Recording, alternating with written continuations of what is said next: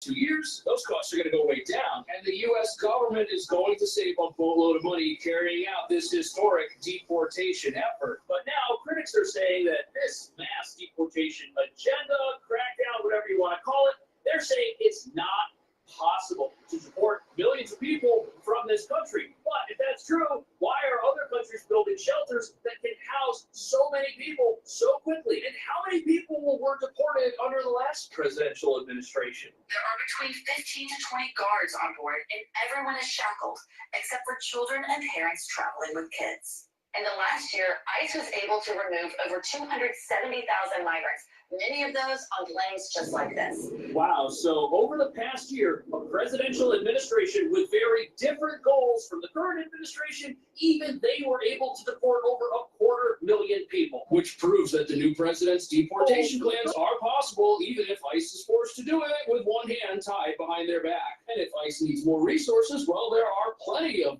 empty buses lying around New York City. Extra available transportation is plentiful here, and it's not going to be hard for the next administration to procure. And clearly, America has the resources at its disposal to do this job, even if it is a logistical challenge unlike anything the country's ever faced. And now that federal authorities have been given the green light to go anywhere criminals might be hiding to find them, the demand for extra buses and planes is definitely going to increase. And today, the Department of Homeland Security announced it is widening the net. A new policy gives ICE agents the green light to conduct enforcement operations in schools, churches, playgrounds, and daycare centers.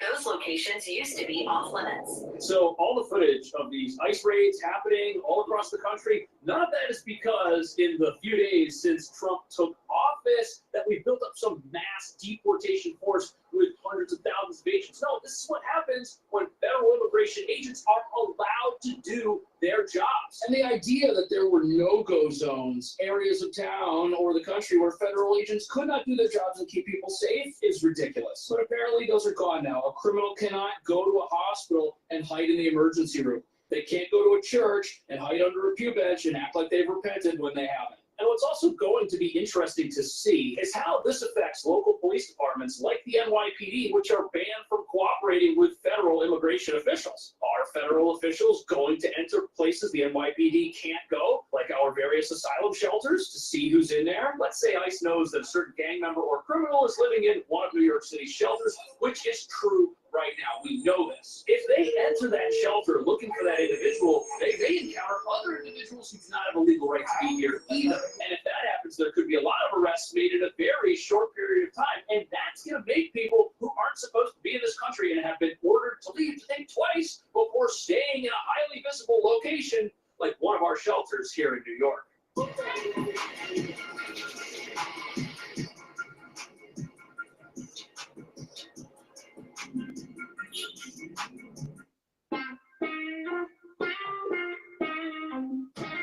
When you hear music like this, you want to take your clothes off. So behind me right here, this is the Row Hotel. It's one of the city's shelters for asylum seekers. It's supposed to be for families, but as we've been learning, gang members have figured out how to work their way into places just like this. But this is a highly visible 1,000-room facility in the middle of Midtown Manhattan. ICE is going to have an eye on places like this, and they may find out that certain people that they're looking for are residing inside. And that's a situation local progressives are really upset about. The president's been clear on this. We're going to concentrate on public safety threats. This election proves that the American people support the removals of criminal aliens in this country. Reporters are calm. Homeland says migrants who commit crimes will be deported. But Mayor Adams wants New York City's thriving immigrant community to know that. So the effect of New York trying to remain a sanctuary city in the face of all of these immigration changes and this mass crackdown is going to be that more people get deported from New York, not less. And that's because the NYPD are not going to be around to help when ICE needs to go looking for somebody. They're going to tell ICE to do it on their own time. Well, what that means is if ICE enters a facility like this or comes here, they're going to encounter people who aren't on their list. In fact, they'll probably encounter people here who are otherwise law-abiding, except for the fact that they don't have the legal right to be here anymore and have been ordered to leave. And the border czar's made it pretty clear that anybody they find who's here in an unlawful capacity will be arrested. It's just that he's not specifically looking for those people. He's looking for somebody else, but if he finds you and you're with that person or near them, everybody is going to be apprehended. And the fascinating thing about that is if New York City really cared about immigrants and really wanted to stop deportations, they'd cooperate with ICE and tell them where all the criminals are hiding. And look at this, the NYPD, every single day they've got some sort of vehicle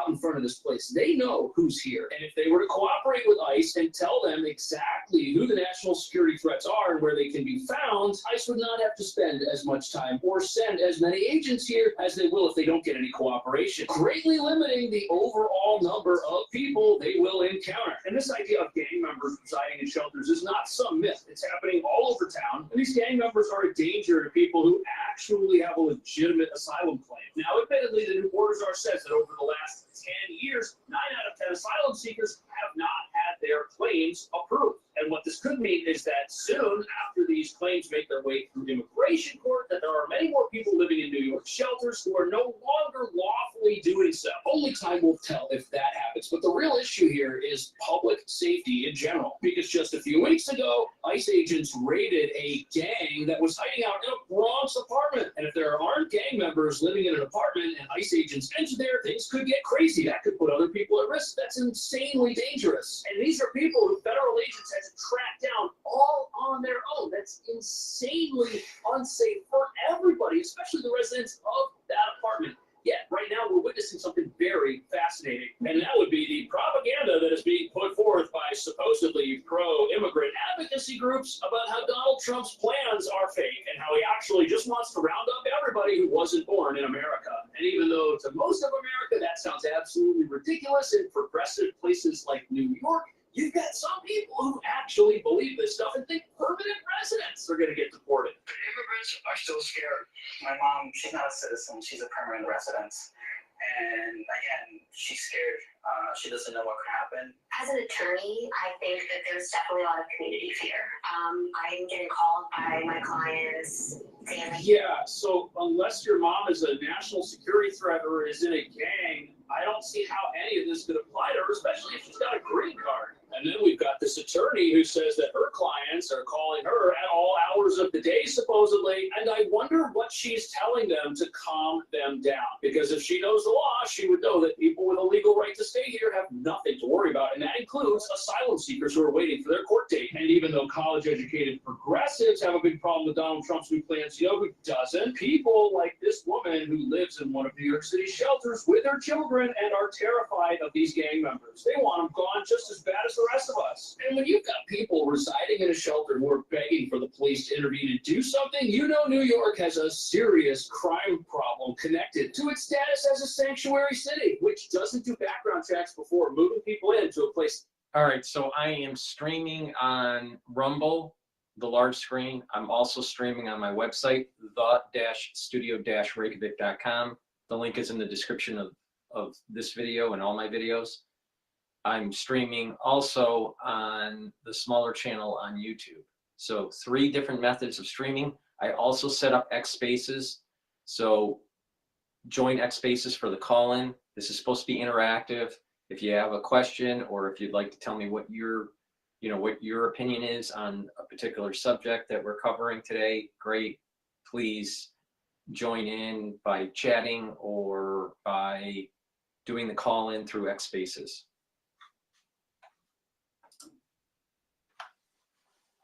Yes.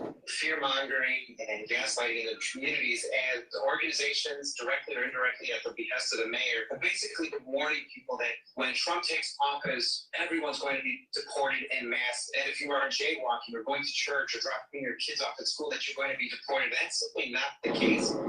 So this is happening in Chicago, but if you paid attention to any of the recent protests taking place here in New York, it's the same thing. You've got these quote-unquote activists who say that they're out to protect immigrants, but they're riling people up for absolutely no reason. In fact, all of these crackdowns are going to be a great thing for sanctuary cities because you've got these gangs that are taking advantage of people. making them sell stuff on the side of the street, making them go into CVS and steal stuff, making them, in some cases, ride around on mopeds and commit these snatch and grab robberies. You know what the gang members are telling people? They meet people in these shelters, and they tell them, hey, we know your family back home in Venezuela. If you don't join us, you're going to be an outsider. Something might happen to you, and something might happen to them. A lot of these people are being enlisted and sucked into the criminal underworld, even when they came here without the intention of having anything to do with a life of crime. What do you think about that? Are these crackdowns a good thing for law-abiding immigrants like permanent residents who have nothing to fear from deportation? Let me know. Thank you so much for watching. I'll see you in the next video. The illegal immigrants are going to get deported, but of course, the Trump administration is focusing on the crime element first. When they're focusing on the crime element, within their net, they're going to get collaterals, as they phrase it, and that may not have been specific with gang crime or, you know, additional crime other than their illegal immigration status, because that is an illegal issue. But they get wrapped into as a collateral when ICE and these other agencies are coming in to deport the gang members and these criminals. Now, what I find is also interesting is this: you have the military on the border. There was a video posted of the Marines on the border. Now, how much of that is show and how much of that is actual operation, I don't know. There was also some pictures that were posted by the White House of illegals being flown back to, I believe it was Guatemala. So the activity is happening. The deportation is taking place. It seems to be more targeted with gang members. There are collaterals that are wrapped up into it as they're apprehending these gangs that are, you know, tied to this whole illegal immigrant activity in these inner cities. But on the other side of the coin, you're going to have these liberals that are going to try to protect and try to muddy the waters. So the bottom line is this: they're here illegally, they should be deported. Focus on the crime first, but the ones that are here illegally, even if they haven't done anything other than being an illegal, you know, coming over the border illegally, they need to go too. That's my take on it. You know, we need policies where we're strengthening the border, and when you have a policy that's strengthening the border, then you can then open up for asylum, or, you know, open up for a certain level of immigration into the United States. So we have, you know, normal immigration into the United States. Some people will be permanent residents. Some will eventually turn into citizens. Some of them are asylum seekers. Some of them are just for school, school visas. Some of them are work visa related. But we need to protect the border first. The priority is to protect the border first, and then open up the doors slowly to the ones that should be here. So, and there's different categories of should be's. They're real asylum seekers. Because what's happening is that they're really not asylum seekers. They're really just economic migrants. And they want to win the lotto by getting into the United States. So you have real asylum seekers. You have individuals that are coming here for school on school visas, work visas, right? Or just individuals that want to immigrate to the United States, and they have something they offer or whatever. But we have to control the border first. That's important. You can't just have the floodgates open, have all this crime, have all these problems, and then also service these individual different categories that are rightfully here, that should be here. We want immigration. We just want legal immigration, not illegal immigration. So with that said, we need to strengthen the borders, right? That's my take. Before I go to the next video, help support my work, please go to my store, the-studio-reykjavik.com. I have a lot of different products to help with your health, all right?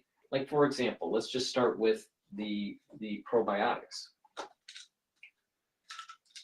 Taking a good probiotic every day is really important to bring down inflammation in your gut, to improve your metabolism, improve your ability to absorb nutrients, to improve the health of your liver, the health of your brain.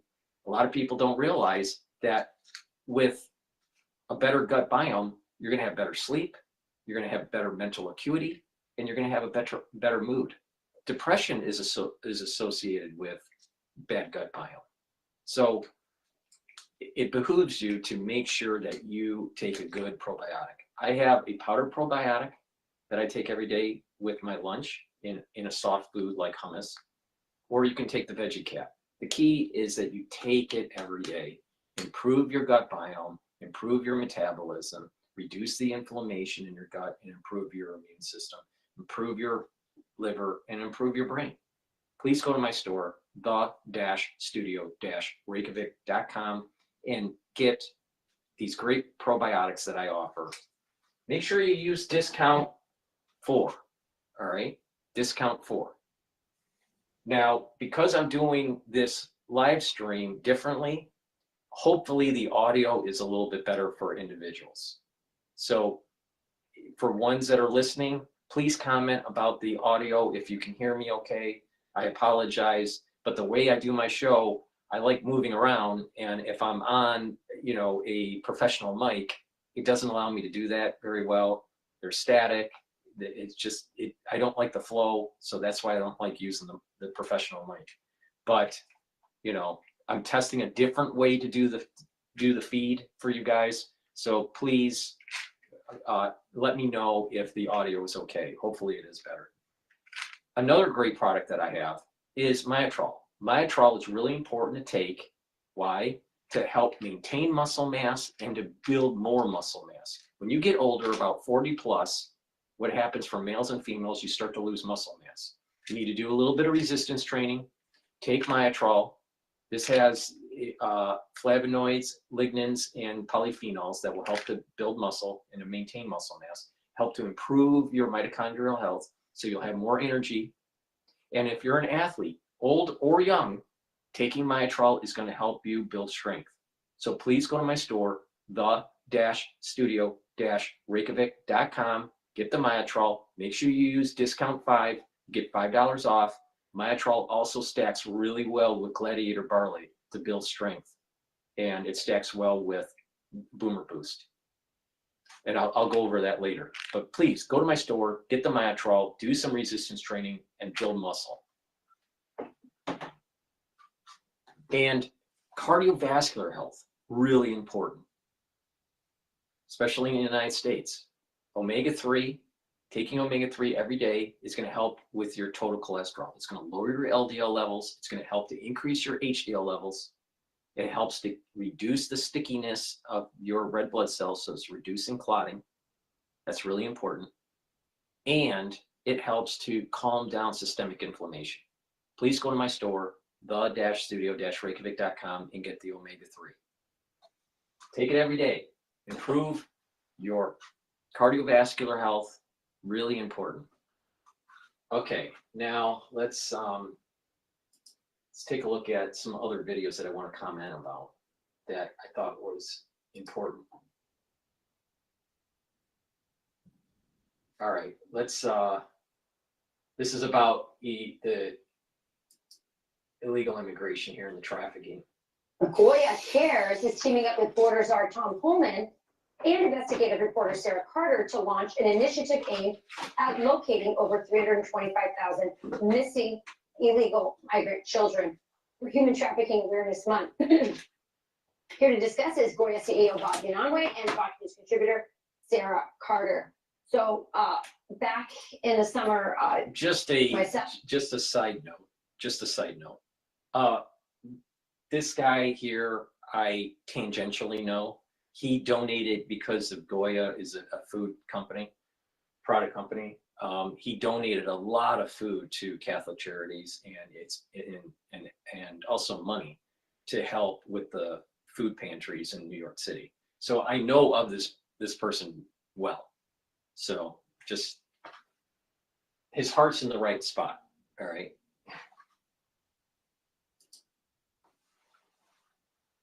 Will and Pete interviewed Donald Trump. I asked him directly, will you find these children who are missing? And he said, yes, of course.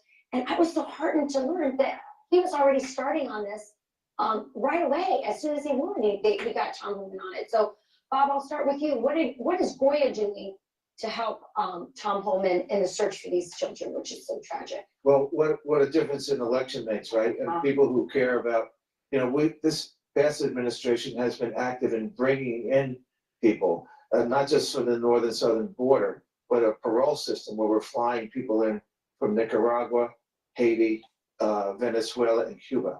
But we were involved in the movie Sound of Freedom, where we became aware of this tremendous evil of trafficking. And so with that awareness, we formed a coalition of different people, organizations to raise awareness. We're going into schools with people like Monique Bear, Crime Stoppers, different groups to bring awareness to this problem, because before that we weren't aware that this last administration was actively bringing this in. We've gone from 85,000 children missing to 340,000, but they're not missing. They've been sold. They're purchased basically and then handed off to sponsors. 40 children at one address, that's not a home. No. It's a business. You're absolutely right. And I love that you're going into the schools, Bob, because so many of these kids are ending up in the school system. And you're able to give the signs and let them know that there's help for them and resources should that happen. But obviously this is going to take law enforcement, right, Sarah? Oh, it's going to take a huge cooperation with federal, local, state, law enforcement officials, as well as I think our partners in the Western Hemisphere. There's no way to stop this kind of crisis alone. I mean, everybody has to be working together. Bob's right, with Goya Cares, we're able to get out there and educate students in the schools. We're able to find, within the communities, those kids that may be trafficked, that may be afraid, they can go to someone, feel safe, and report what's happening. And then, but it's the aftercare. That's what I want to know. What happens after you find them? What is happening to these children? The Biden administration, Tom Holman, you guys find them, and then what happens? Well, I think that the very first thing is mental health. I mean, a lot of what we're dealing with now and finding their parents, their actual guardians, because a lot of these children have come into the country, have disappeared into the homes where they're being sold, as Bob has stated. So we need to locate their guardians. One thing I can say, Rachel, I spoke with President Bukele. I've been to El Salvador a number of times. We know that children have been trying to contact relatives. HHS has a hotline. Some of these children have called that hotline. These children are going to find their way back to safety because Tom Holman is going to be leading that effort with President Trump. And the people who are trafficking these children in the United States need to be held to the full extent of the law. They absolutely have to be punished. There is no way that we can allow this to continue to happen. We're a nation that is based on principles and morals, and we can't sit around and we can't accuse anyone else of doing anything if we're not willing to take care of the problem that has happened in this country because of a wide open border under President Biden. Well, Bob, as you know, we were complicit in this. The Congress, the Democrats refused to do DNA tests on these children, and then they handed them off to people we don't know. You're telling me I have to wrap one last sentence from you, Bob. This is the biggest industry in the world. It's the money and the power that we seek. And with this administration who cares about our kids, they're going to solve this. We've already not 1 week into this administration, and we're already saving thousands of people. It's unbelievable, and it's remarkable what you've done, Sarah and Bob. There are very few CEOs who want to take on an ugly issue like this. God bless you for putting your efforts and your money behind something. Very few presidents. And very few presidents. Amen to that. Thank you, Bob. I'm Steve Goosey. I'm Brian Kilmeade. And I'm Ainsley. Being able to control the border and the trafficking. See, it's not just illegal immigration, but it's the drug smuggling, the human trafficking. most likely the pedophilia rings. There's a lot of things going on that by taking care of the border and making it more secure is going to have a domino effect on other things that have been happening negatively in the society. It's going to fix a lot of things. We need to secure the border. A country doesn't exist unless you have a secure border and you have a control of your currency. Those two things are very important to being a real country.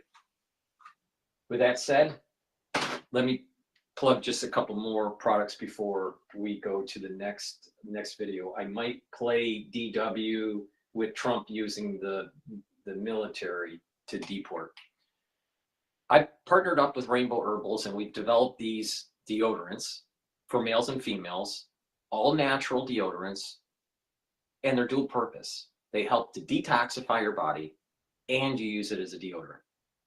You can get it in peppermint, lavender, and tea tree, and you can get it in citrus. Now, these deodorants are made from essential oils from the Himalayas, all natural ingredients. There's no aluminum, there's no baking soda. Essential oils from the Himalayas, very high quality. Please go to my store, the-studio-reykjavik.com. Get a couple bars for your household. Get it either in this one is peppermint, lavender, and tea tree, or in citrus. All right? It's for males and females. Get a couple bars for your household. Get healthy, detoxify your body, and help support my work. Please go to my store, the-studio-reykjavik.com. And since we're talking about detoxification is really, of your body, is really important. A lot of people don't realize that you're ingesting chemicals and toxins every day. You're breathing them in, you're touching them, they're on your clothing, they're in your food and your water. Please filter your water on a regular basis, all right? I use Zero Water. You can get that on Amazon or at a store near you. But filter your water. I use a 5-level filtration system. There are many different filtration systems, but I use Zero Water. But filter your water. Make sure that you reduce eating foods that are processed, because processed foods have more chemicals in them. And make sure that you clean your house with more natural ingredients, and don't store heavy chemicals in your home like paints and other harmful chemicals in the basement or in your garage or even in your closet. Just be mindful of that over time that exposure does get into your system and cause your immune system to be weaker and causes a disruption in your endocrine system. So you want to mitigate that by cleaning your house, getting rid of these chemicals, filtering your water, and reducing exposure to processed foods. The next step is to make sure that you take zeolite. Zeolite is a molecule that is a negatively charged molecule that will attach to positively charged toxins, chemicals, heavy metals, and get those heavy metals out of your body. It binds and allows you to urinate the toxin or chemical out of your body in about 6 to 8 hours. You can take zeolite every day, put 2 small drops underneath your tongue, drink filtered water, and do that every day, year-round. Some people prefer to detox once or twice a year, and to do that, take about 4 or 5 small drops, drink the filtered underneath your tongue, drink the filtered water, do that every day until the bottle is done. Do that once or twice a year, and you're detoxifying your body. There's many ways to detoxify your body. Zeolite's one way. Another way is to do colon cleanses, and so doing different types of cleansings, different types of detoxifications are really important. But what's also important is to clean your environment, reduce the intake, how that exposure is getting into your body. So please go to my store, the-studio-reykjavik.com, get the zeolite, All right, take it every day to detoxify your body through a maintenance protocol, or take it once or twice a year by taking 4 drops or 5 drops underneath your tongue every day until the bottle is done. Okay?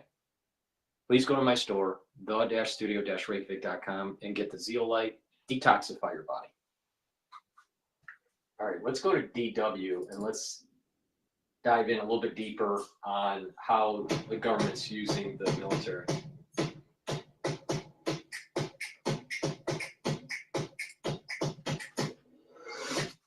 The United States has started conducting deportation flights using Air Force planes, including to Guatemala, as the Trump administration begins to implement its immigration policies. U.S. President Donald Trump also ordered 1,500 more military personnel to the border with Mexico, like here on the bridge between El Paso and Ciudad Juarez. It's part of Trump's promise to crack down on immigration. Well, DW's Benjamin Alvarez-Gruber is reporting from the border. He told us what's new about these deportation flights.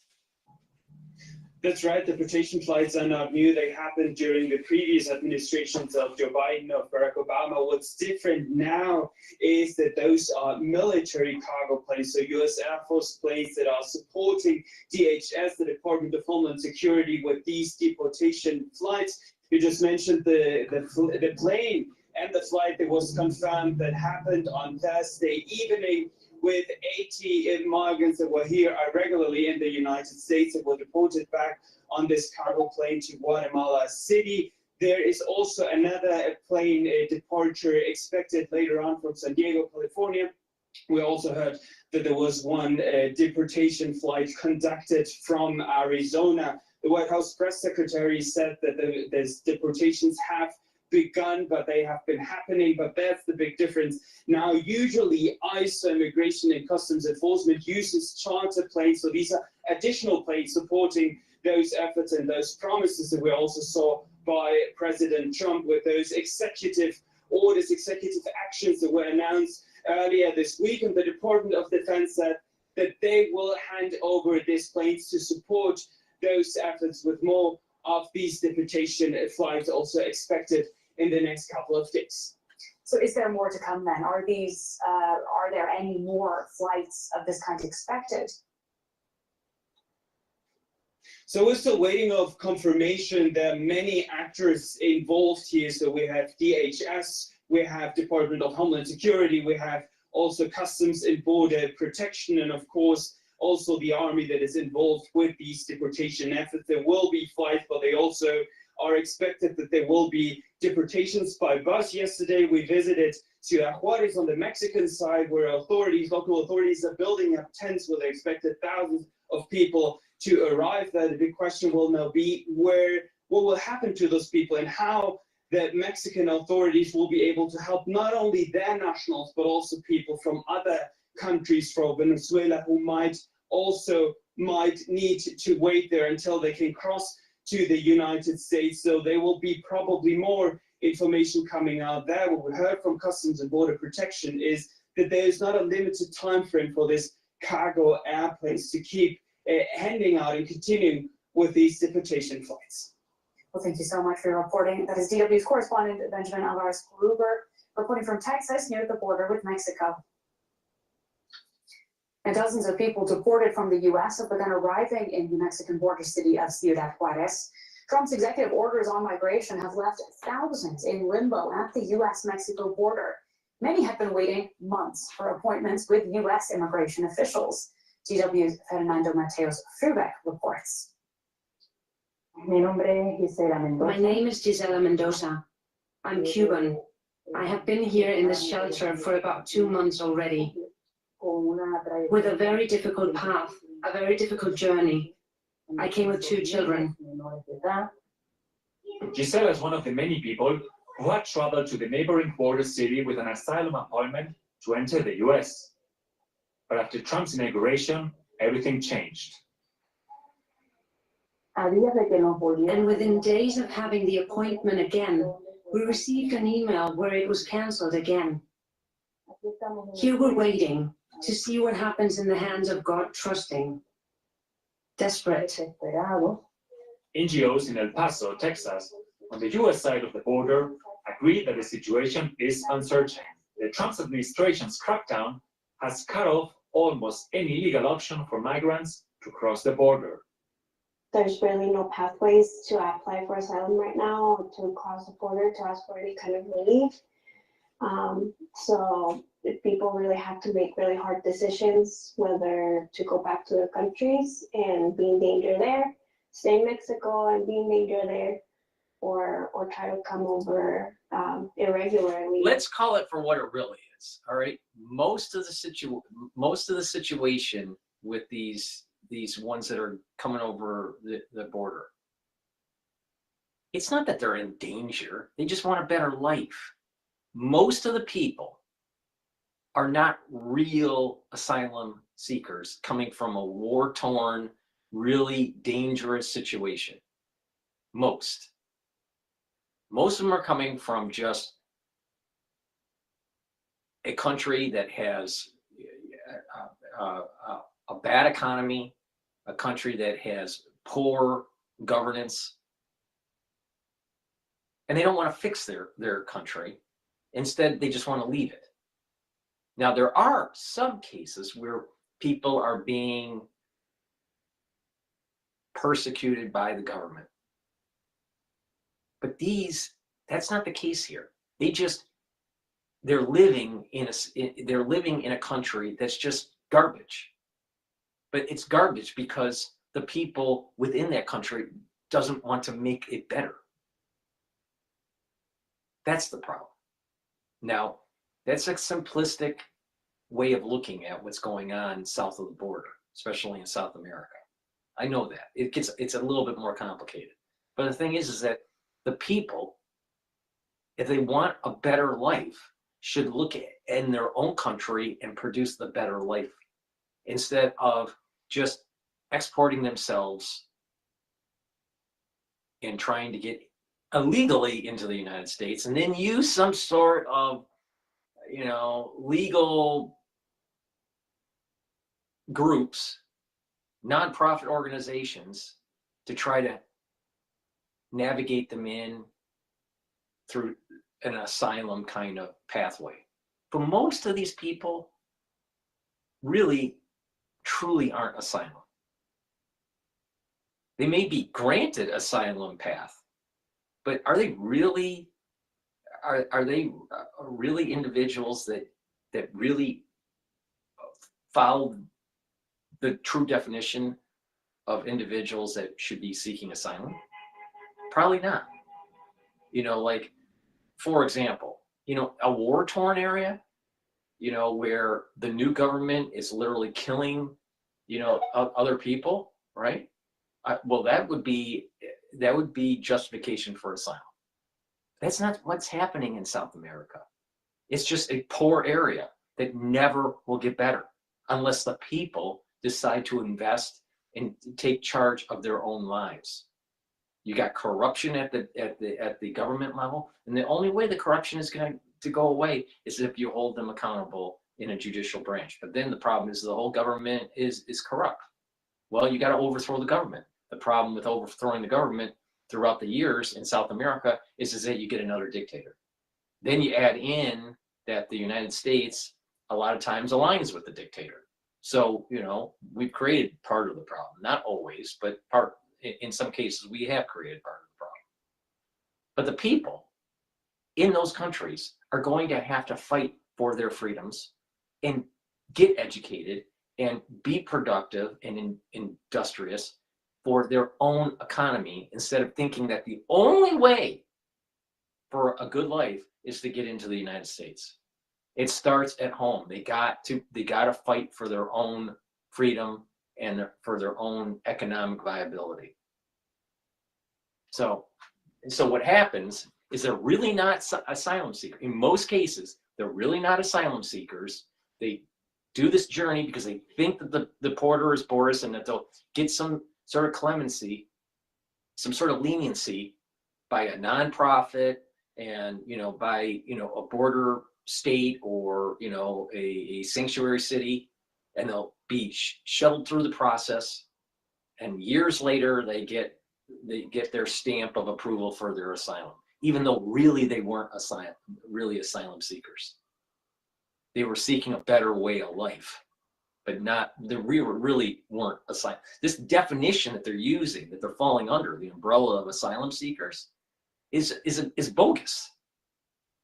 Most people that are truly in need for an asylum aren't hundreds of thousands or millions. You're talking about tens, maybe tens of thousands or just thousands in a given year, not millions. No, it's a different dynamic. But they're using the legalese, and they're using nonprofits, and they're using ultra liberal agendas to be able to get into the country illegally and then be protected under quote law with the stamp of an asylum for an asylum hearing. But they're really, truly not asylum seekers. They just took advantage of a porous border and the stupidity of the American legal system.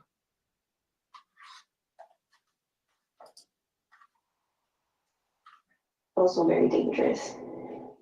President Trump has promised to deport all unauthorized migrants, and Mexico is already awaiting their return. Here behind me, local authorities are getting ready for the possible arrival. So you're going to see in the news and how bad Trump is. I think what Trump's doing is exactly what the country needs. We need to control the border for many reasons, not just to stop the illegal immigration, but to stop the illegal drug trafficking and child trafficking and all this stuff. Stop the black ops with the CIA. Wouldn't that be a wonderful idea? So what you'll see in the media is they're going to try to demonize the Trump administration, demonize Trump. Trump must not have a heart. He must have a heart of stone. But what about the people that were coming over the border illegally, knowing that they were coming over the border illegally and trying to take advantage of ultra-liberal policies and the stupidity of our legal system? Then all of a sudden, a new sheriff comes in town and says, wait a minute, you're here illegally. You need to go away. Oh, orange man bad now. You know, they would go on to, if orange man just gave them asylum, right?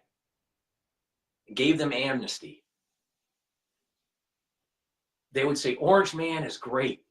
He's right next to Jesus. But they're going to demonize him because he's actually saying you're here illegally. And they knew that they took advantage of the system. And they're going to try to demonize everyone that's saying, hey, you're here illegally. You shouldn't be here.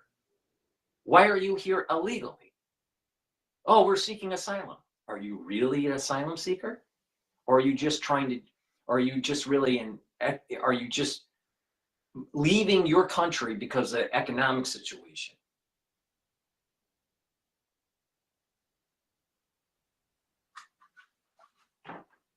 They did this to themselves.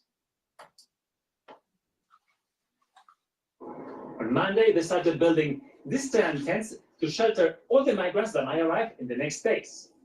According to the Mexican government, they can hold thousands of individuals. However, local NGOs doubt that Ciudad Juárez can support so many people for long. Precisamente eso, ¿no?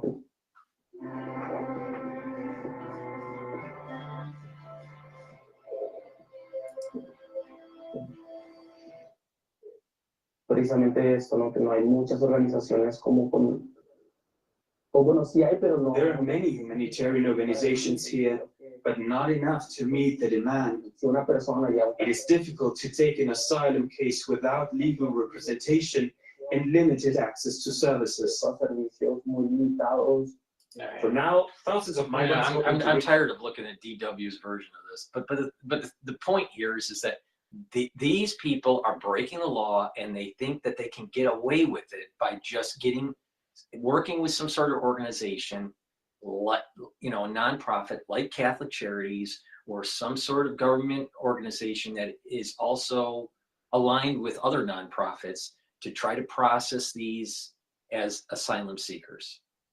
But the reality is that they're taking away time and effort to really let true asylum seekers in. There's atrocities going on in this world. But if the system is flooded with bogus asylum seekers compared to real asylum seekers, isn't it unfair for the real asylum seekers to not have the attention that they need to have a better life? Let's say they're from a war-torn world, region. It does happen. And countries do open their doors for these people. But that's not what's happening at the south of the border. You have people that want to win the lotto, to get and be in the United States. They're not truly asylum seekers, but they're getting processed as such. And that is a big disservice for individuals that really need asylum. All right. But, they'll use emotional fallacy, in the media. Demonize. Just teaming up with Borders our Tom Pullman. They're going to demonize Orange Man, because he must be, very, he must be evil. All right, let's go to this video by Fox News. Trump represents the antidote to woke. Piers Morgan. All right, let's see what he has to say. Ready? Here we go. Dropbox pressed off, lunchbox, mom rocks, give a little entirely love. These hands are working hands. My hands are the most important tools I have. You need to take care of them. That's where little peace comes in. It's America's #1 selling hand cream for guaranteed relief. If it works for these. Your thoughts about Trump, too. I'm very curious. You know him personally, and then you're seeing him again be president again. Have you seen a difference? No question. And I'm so glad, Brian, you played that Rocky quote, the famous speech to his spoiled brat son, when he tells him to get a grip and tells him what winning is all about and how you do it. Because actually what Donald Trump has done is exemplify exactly what Rocky Balboa was saying. Life is not about what you hit. It's about how you can get hit, get back up and keep moving forward. And what an example Trump has been. I mean, 2 years ago, he was dead and buried and politically gone. Now, he's the most powerful man in the world again, and he's hit the ground running so hard, I thought Usain Bolt had been running this schedule. It's unbelievable. And watching from London, as I am at the moment, I can only tell you the world reaction is kind of shock and awe in a good way, because... Like I said, 2025 is going to have 10 years of history packed in one. No doubt about it. We have a pretty limp Labour government over here. And obviously in America, you just had a very limp 4 years with Joe Biden and the Democrats. And suddenly you've got this surge of extraordinary energy. As somebody who I think, having spoken to a number of times in the last few months, I think he's feeling a sense of getting a second chance twice. Once in his own life, when he survived the assassination attempt, and once professionally to have another go at being president, because the last time, in his last year, it got derailed by the pandemic. And I think you're seeing Donald Trump right now at his absolute ferocious best. And that is the perception. Not only is he winning at home, but then he goes into Davos and blisters them, lets them know what's the new, there's a new sheriff in town. You didn't like him before, but I'm not looking for your approval now. Get on board or be left behind. But in America, the Democrats, you wouldn't know this, cannot get their footing. AOC and the late night comics desperately trying to take a shot at Trump that people care about. Listen to what she just said. Watch. He is much more normalized this time around than he was the first time. You're being ripped off. You're being ripped off, dude. Wait a minute. AOC is saying that the American public is being ripped off because of Orange Man bad. It's the Democratic Party that has been fleecing America. What about the Biden family, who needed to do a self-pardon to make sure that they wouldn't be convicted of crimes that happened during Biden's tenure as VP or president. Because they got paid. They got paid by the Europeans and the Chinese. Now, who's really getting ripped off? I feel that my taxpayers were ripped off when Hunter Biden went into the armed services and was dishonorably discharged. I feel my tax-paying dollars were thrown to waste, that I was ripped off. You know, the problem here is that there's always a self-projection with the Democratic Party. They'll say something about Trump, orange man bad, something bad about Trump, but they're really saying something about themselves. And in this case, AOC is ripping off America. The danger about her is that she seems to be on the path to being the younger version of Nancy Pelosi. The difference is Nancy Pelosi is a little bit more better at game theory than AOC. But AOC will play that whole New York thing, play the whole attractive female, and also she plays the whole Latino, stuff. Amazing, amazing. From bartender to congresswoman. For that, but that's what they fear. We're treating him like a human being that only a small portion of the media was. You know what's fantastic about that, Brian? I mean, I think that if you're Donald Trump, you want AOC out there all day, every day, saying nonsense like that, because that can only help him.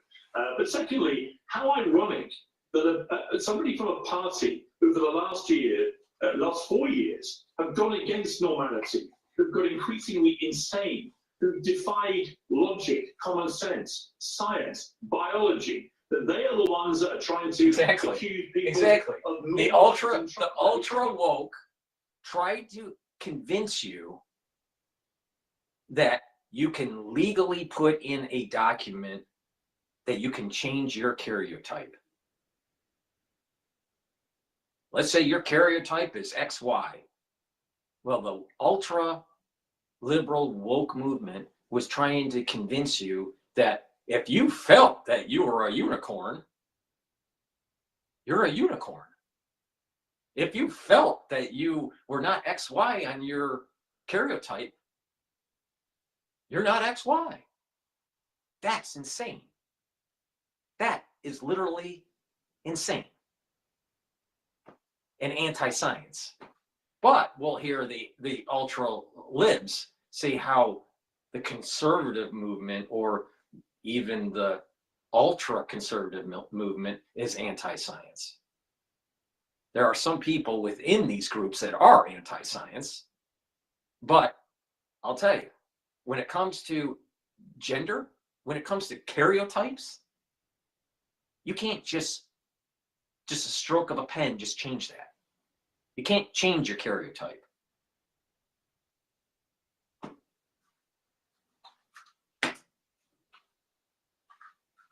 Trump won AOC, and why he won so big with so many different categories of people: black, white, Jew, Muslim, old, young, you name it, they came and voted for him. Why? Because, as he said in his victory speech, he represents a core of common sense in a woke world of insanity that was presided over by Joe Biden and Kamala Harris for 4 years. They encouraged, promoted, and propagated an absolutely farcical woke mind virus. You know what I love about the Brits is that the way they articulate, the way they do their prose is just top notch. Top notch.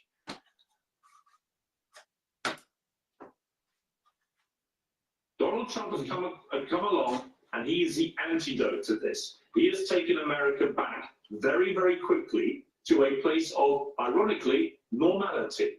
Right. New green scam. He brought up right to the people that manifested it at Davos. But if you look at the big totally. picture, That speech with Davos, with Trump, he I think he was presidential, but he also, showed the reality of the situation. I loved it when he told the president of Bank of America that, you know what, your bank and Jamie Dimon from JP Morgan, you're canceling accounts because they're conservatives. That's wrong. I thought that was perfectly played by Trump.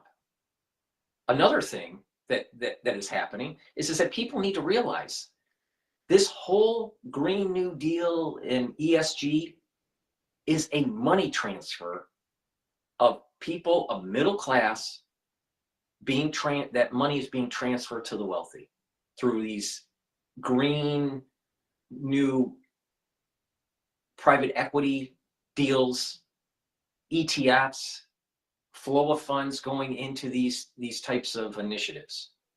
It was a money transfer.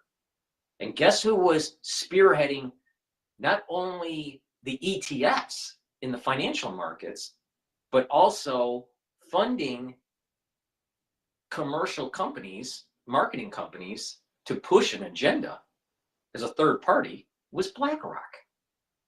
BlackRock was pushing ESG. They were able to make money on it, be able to manage money with the inflows, with the ETFs and the private equity, and push, these new initiatives, these new business initiatives. And there's nothing wrong with expanding technology and going into new frontiers. There's nothing wrong with that. But when you're saying to people, stop using your stove because it's gas and it has to be electric, and forcing people, then the middle class is going to have to spend all this money retrofitting their home to buy different appliances. A lot of people in the Midwest don't have electric line for their stove. It's a gas line. Well, if you were to be compliant in this Green New Deal, you would have to retrofit your water heater, your furnace, your stove, maybe even your dryer, and go all electric. So you have the rewiring and buying new appliances. Who's going to make the money? Are you going to be making the money on that? The average person has to retrofit their home and buy these new appliances? No, you're going to be out the money, and that money goes to the appliance makers. Well, where do you think that BlackRock's going to put some of this money in? Obviously, to the appliance makers. So there's a wealth transfer that takes place. And some people have some shares in the market through a 401k or through a pension or through some savings that they've done on some private purchasing of stock or whatever. But the far majority are wealthy individuals that will benefit from the Green New Deal. So the AOC is saying Orange Man is bad, and he's lying to you, he's stealing from you. No, it's quite the opposite. The ultra-liberal movement was stealing from you, pushing an agenda so other people can get wealthy. Now, what is sad about what happened during the 2020 crisis was that there was a huge wealth transfer that a lot of people don't pay attention to. The market obviously crashed, and I warned people that it was going to crash in 2020 within a couple days before it crashed. But there was a mean reversion, and the mean reverted quickly because of the intervention at the fiscal level and at the monetary level with the Federal Reserve and of Congress to stabilize the economy. And when that mean reverted, when the market mean reverted, the equity market mean reverted and continue to climb up to all-time highs now. You know, we're at over 6,000 on the S&P 500 now. All right. Just a couple days ago, it was at 6,100 plus. That's a huge gain since COVID crash. There's a huge wealth transfer. Some people lost their job. Some people maintained their job, but you know, there was maybe, if they were hourly, maybe some of their hours were cut, but there was a huge change in wealth. And that change in wealth between the middle class in the United States and the wealthy was in the tune of over $3 trillion. The average person lost, the average person in the aggregate in the United States, so the 99% of the people, or the 99.5% of the people, lost in the aggregate $3 trillion.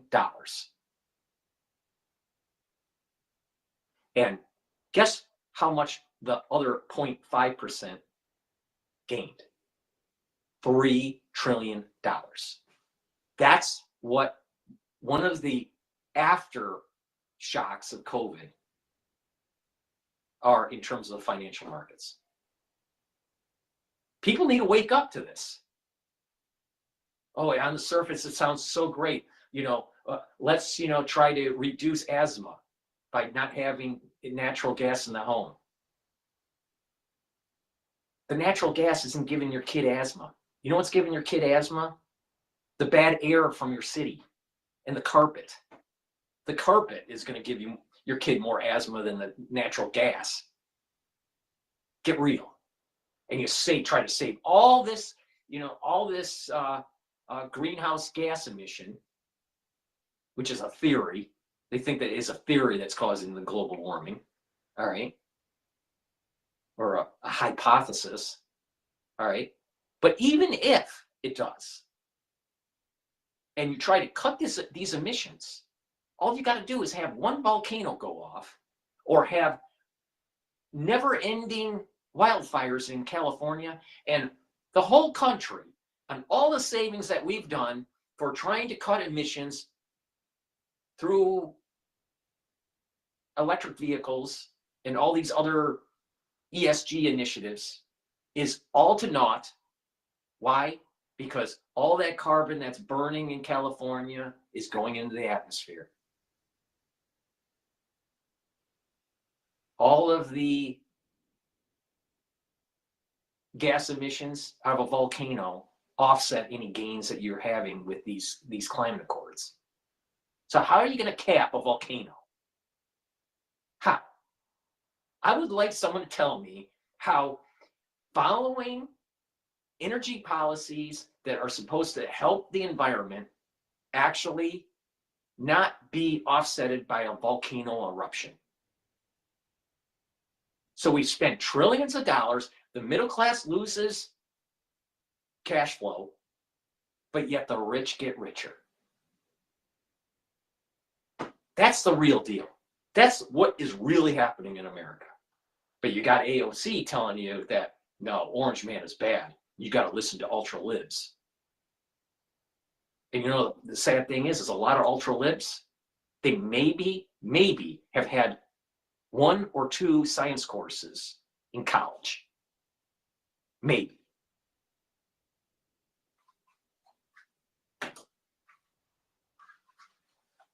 The European, our allies, to pay their fair share. Stop tilting the playing field when it comes to trade. When it comes to defense, don't ask me to watch your back while you do deals with natural gas, with Russia, and everything else. In fact, it's mission accomplished if you see what Macron said in France.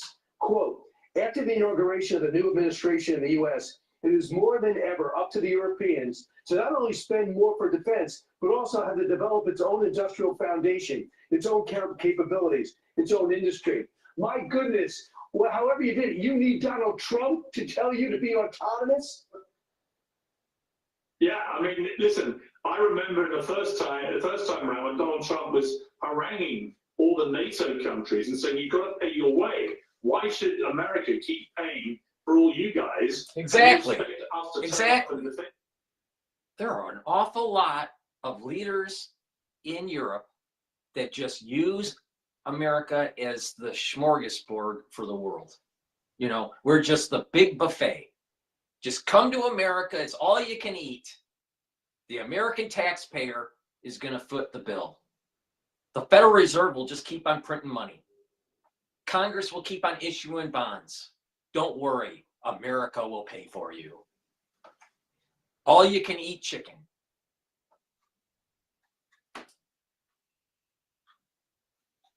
If you're not paying your basic dues that you're supposed to pay. And guess what? When he said that and said, if you don't, NATO will become obsolete. In other words, what's the point of it if you're not going to, as members, pay your membership fee? They all started paying up. And that has made Europe a more secure place because they're now paying more for their defense. And I think he's right to say they should now be paying more. We've had our first war in Europe for many decades with Vladimir Putin invading Ukraine. Nobody thought that could happen, but it happened. And the reality is Europe needs to spend more on defense. And Donald Trump knows that. And he also is right to say that why should America... What? I don't know. This is the first time I've seen this video, so I'm not sure what he's going to say next. But what popped in my mind is this. A lot of these countries, they have a system where the schools are paid for at the secondary level. They have more of your healthcare paid for. So why is American citizens that have less reliance on the government for secondary education in terms of pay, and we have to we're paying the most in healthcare? Why are American citizens paying for the military protection of the European Union, while their citizens are getting more freebies from their society? Now, I'm against socialism, right? I'm against it. But independent if I'm for or against, do you think it's fair for a country to be a parasite on the United States, sucking the blood of the American taxpayer to fund their military security? Of course not. That's not fair. So maybe they should look internally in Europe and realize that maybe they need to start protecting themselves. And if that means that they have to cut certain social programs to do it, then so be it. They've been living free for a long time, like since World War II.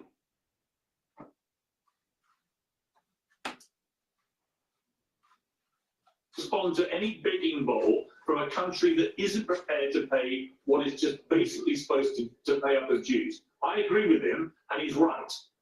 Yeah, buy the weapons from us, friends and family discount. Just learn to defend yourself, so we'll always have you back. Pierce, the last 2 times you appeared in the show, Donald Trump texted you to tell you what a great appearance. Do you think he'll text you again? You know, I was remembering actually that a week after he got shot, he appeared on another rally stage, and I was stunned. And I appeared on your show that night. I phoned in from London that day, came on your show live, and I said, isn't it amazing that he, having a week ago nearly been assassinated, and the way he responded in that moment, standing, shouting, fight, fight, fight, the most extraordinary act of courage and defiance imaginable. And then a week later, he's back out there in front of 20,000 complete strangers, mainly, not knowing if there might be another shooter in there. I thought that showed remarkable personal bravery.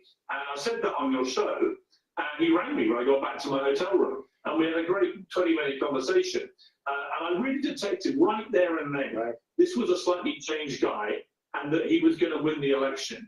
And when he won, I rang him a few hours after he won, the next morning. And I said, you know why you won? I said, obviously, immigration was a huge thing, the economy. But actually, what you said about a core of common sense, that's why you won. You've come to represent antidote to woke. And that, thank God, frankly. Right. Pierce, always great to talk to you. Thanks so much for your time, and once again being our lead guest. Have a great weekend. I'm gonna. All right, before I go to the next video, please help support my work. Get healthy, follow my protocols. I have supplements that I take every day to help improve my health, slow down the aging process, improve my immune system, improve my endocrine system. It's obviously working. All right. So please go to my store, the-studio-reykjavik.com, and follow my protocols, follow my lead. I tell you how to stack this stuff. I know people can't afford everything, right? So I try to, give ideas on how to stack different ways to give you what you need to improve your health at a reasonable price. Make sure you use discount 5, all caps, discount 5, you get $5 off. And if you buy an anti-aging box or a longevity box, the way I designed the boxes, they're at a discount. So you can add that discount 5 on top of the anti-aging longevity boxes. Or you can buy the products individually. It's up to you. So what I'd like to talk about really quickly is one of the pillars. All right. For the ones that have been listening, I have 3 pillars, but I've just recently added a 4th pillar to this protocol. All right. And I'll talk about it. So the first pillar is neutralize pathogens. All right. The second pillar is bring down inflammation. The third pillar is bringing down reactive oxygen species, bring down the oxidative stress that's on the cell and in the tissues. And the next is to really supercharge the metabolism. All right. So that 4th pillar, which is new to how I've been describing this. So I want to talk about bringing down the inflammation part of the pillar. You can do that with 3 supplements that I offer. Turmeric is an antioxidant and brings down inflammation, helps to improve the immune system and the cardiovascular system. Ashwagandha root brings down cortisol levels and helps to control your blood glucose levels. When you stack these together, it's very powerful. You're bringing down inflammation and boosting up your immune system. And when you bring down inflammation at the vascular level, you're reducing the chances of building up plaque. Really important. All right. A lot of people don't realize in the United States, because of the food we eat and we have a stressful environment, and hell, just listening to my show probably increased your cortisol levels. All right.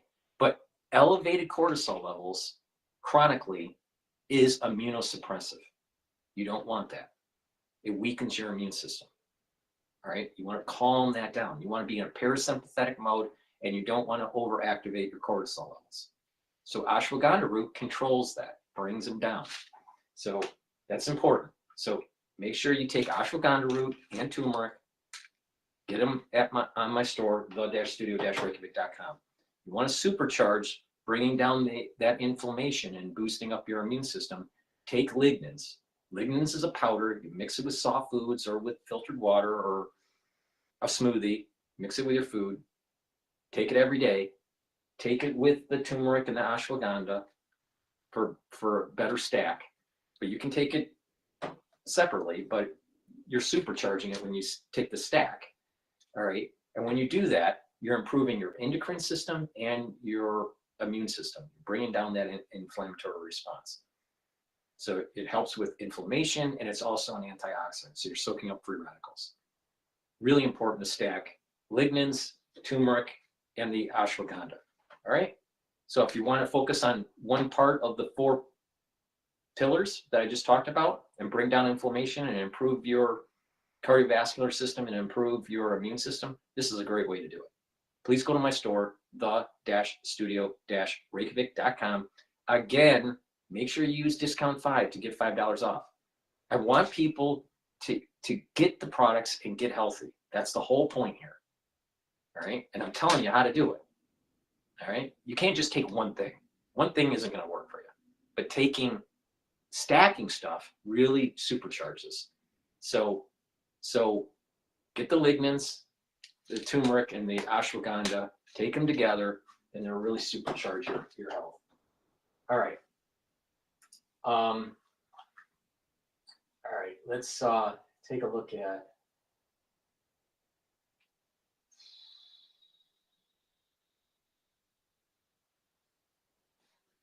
News.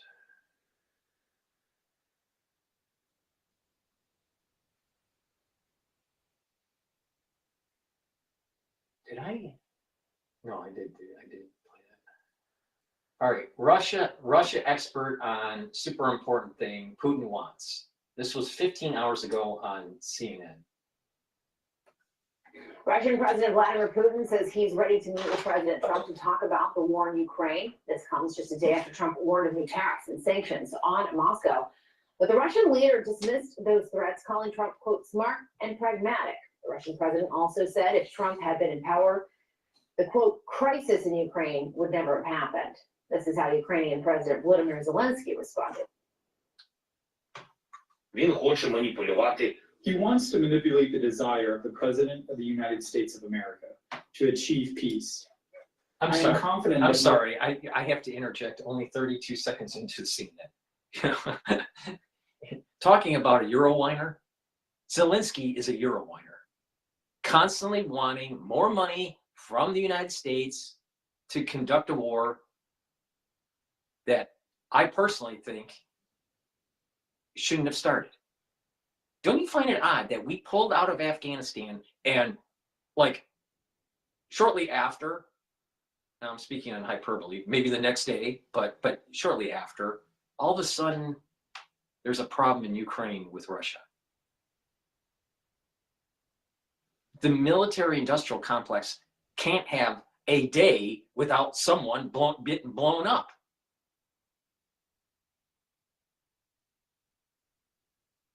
So we just keep on feeding money into Ukraine. And what is surprising is how I think the Russians have been weakened. All right. I think that the war in Ukraine has shown that the Russian military isn't as strong as we thought. And that probably is true about North Korea and China. But I guess it's better to think that your enemy is stronger than they really are. But the point here is that there's just never-ending money just flowing to Zelensky's war effort and his cocaine habit. Never-ending. Never-ending. Meanwhile, we have veterans that have fought in many wars of the past that are underserved, that need help, that are struggling.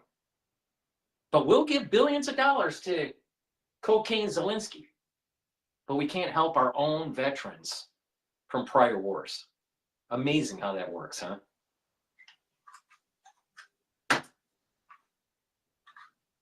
Russian manipulations will succeed anymore. Joining us now to talk more about this, an expert on Russia, CNN contributor and former CNN Moscow bureau chief, Jill Doherty. It's so great to have you here, Jill. First, let's just start with what President Zelensky was saying there. Is Putin using manipulation tactics on Trump?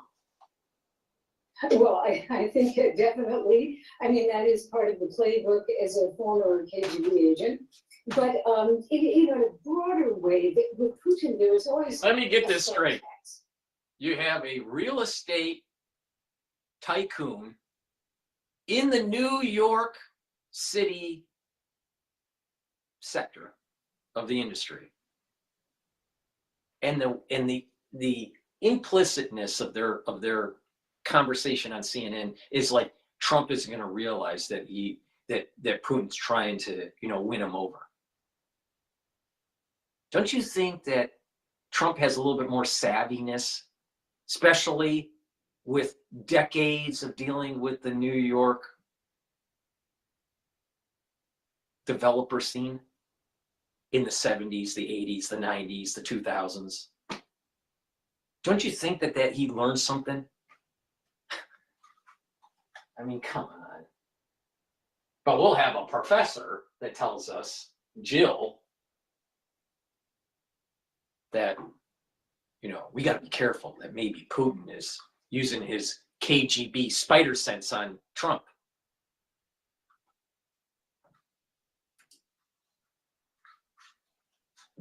So on the other hand, all these threats that are coming or came a few days ago from President Trump, Putin essentially saying, oh, we have a great relationship, business-like relations. President Trump would never do anything to hurt his economy, etc.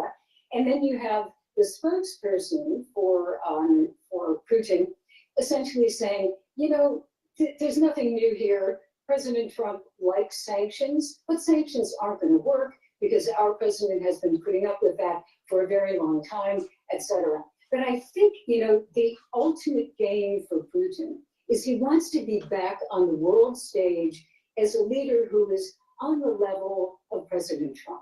So that is what he's looking for. That's the most important thing. And the reality of the situation, Putin is never going to be at the same level as the president of the United States. I don't think any president from Russia is going to be at the same level as the president of the United States, let alone Trump. All right.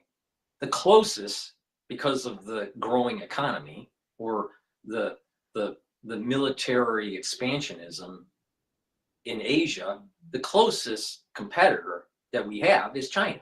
It's not Russia. I mean, the GDP of Russia is like a state. So the real enemy, the real competitor that we got to worry about is China. So Putin is never going to be at the same level. All of these people, all of these other countries are going to be subpar. And get real. It's all about economy. It's how big your economy is, how big your military is, how big your military is, and how strong your economy is. Ukraine is very, very important to Putin in a way that a lot of other issues are not. But the super important thing is to be at the table and to be a deal maker and a decider. And you've described solving the war in Ukraine as devilishly complicated, especially now that North Korea is involved. Tell us more about how you're thinking about that. Explain why that is. Well, President Trump has said he wants to solve it very quickly, maybe now 100 days from now. But, if you look at this issue right now, it's almost like a puzzle. You have a huge war in the middle of Europe, which is completely pulled apart a lot of the relationships previously. So NATO has grown, Russia is more truculent, etc.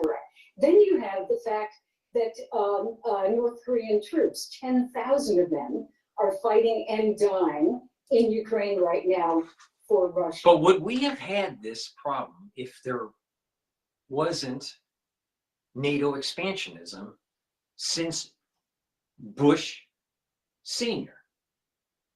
I would say no.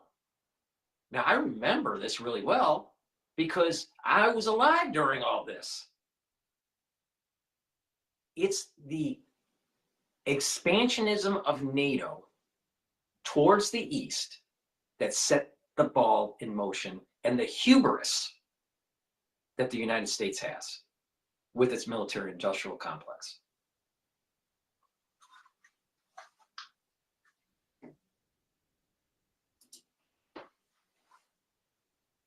So North Korea, nuclear power, by the way, as we know, is engaged. Then you have China. China's engaged in a way of, let's say, helping Russia to avoid sanctions. So, you can see kind of the complications of all of this right now, not to mention nuclear arms agreements, etc. So I think, to get the details, what does President Trump think he's going to do to really come to some conclusion? And I think what he's done is simply said, I don't want this anymore, take it off the table and let my guys figure it out.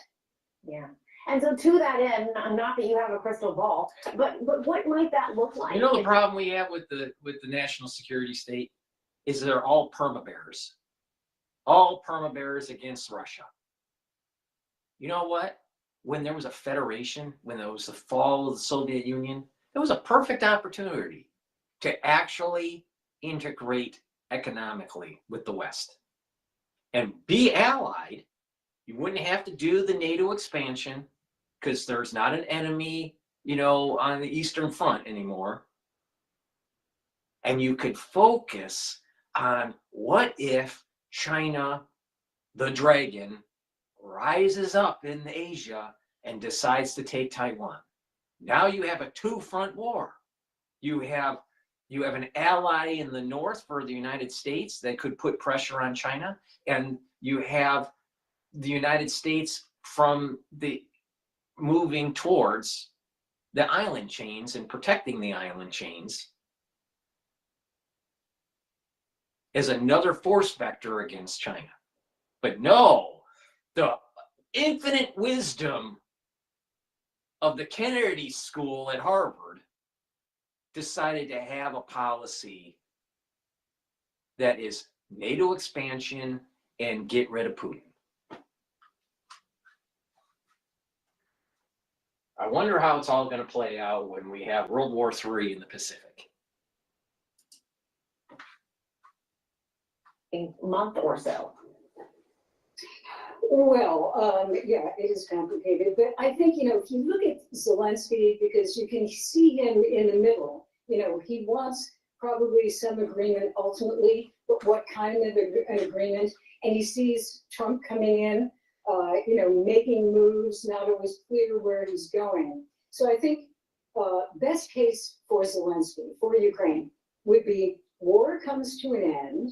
There is some sort of long-term stable security structure in place to protect Ukraine. And that would probably, obviously, mean NATO membership, which is very controversial, etc. The worst case, I think, for Zelensky would be Trump stops the aid, especially military aid. Then Zelensky is forced into some type of agreement.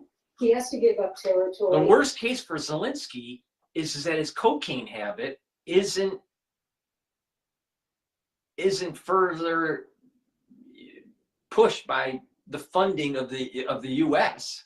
He goes in withdrawals, and someone assassinates his ass.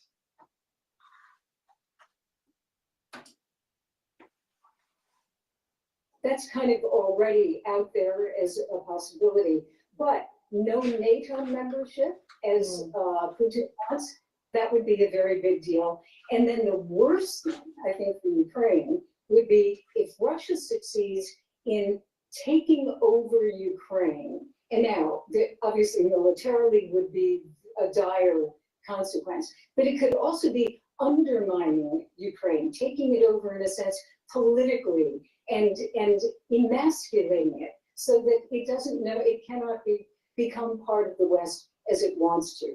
So, and then I'm sure you could put a list for Putin as well, but that's certainly, some of the. You're right. It's complicated. Yes. Yeah, it's complicated. It's complicated because the national security state poked the bear by expanding NATO. It should have never happened. It makes a whole lot of sense that region would have been a buffer zone between the if you're not going to integrate Russia into the economic Western world, right?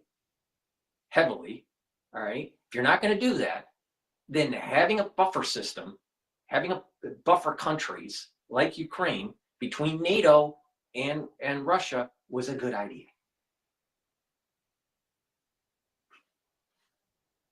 It's complicated because our wonderful strategic advisors led us down this road.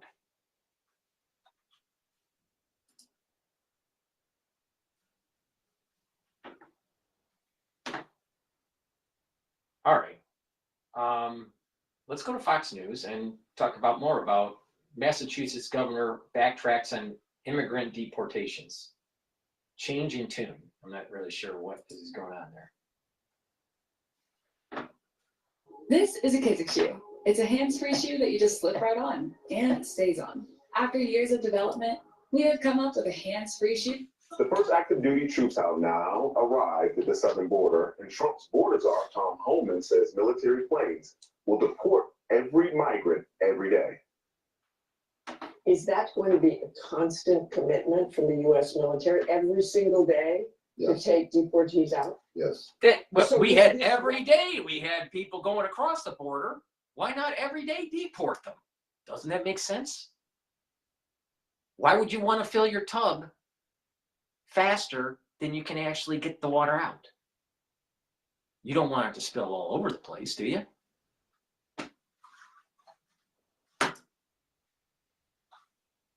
We'll see every single day ending in what the president has promised is millions and millions being deported. Yes, but you can see that number steadily increase, the number of arrests nationwide as we open up the aperture. Right now it's concentrated public safety threats, national security threats. That's a smaller population. So we're going to do this on priority basis, as President Trump's promised, but as that aperture opens, there'll be more arrests nationwide. Raids are now underway, and the far-left resistance appears to be cracking. And that is exactly what we need. We need to be able to control our border. It's crazy that we don't. But yet we'll send billions of dollars to cocaine Zelensky.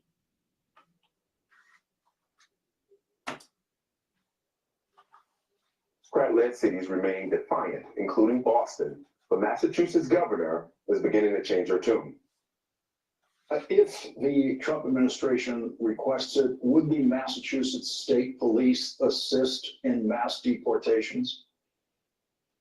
No, absolutely not. Every tool in the toolbox has got to be used to protect our citizens, protect our residents, and protect our state. I wouldn't describe them as raids. What it seems to be is what we expected and what I support, which is the apprehension of criminals in our communities. The tool in the toolbox that the Republicans have is a chainsaw to the ultra-liberal policies.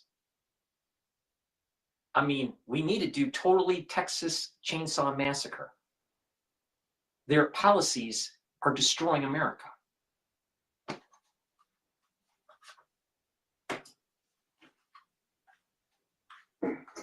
What a change in tune. Miss Lisa Booth, I come to you. You know, there's a lot of blue state Democrats who said they're not going to help Donald Trump. The mayor of Chicago, Brandon Johnson, is another one of those individuals. Do you think these elected officials who are clearly obstructing ICE should face consequences, including jail time? Absolutely. I do. I think they should. I mean, they're breaking the law. They're putting their citizens at risk. I mean, you look at some of these people that they're protecting. I mean, one day alone, they got over 530 illegal immigrants caught. 373 were criminals.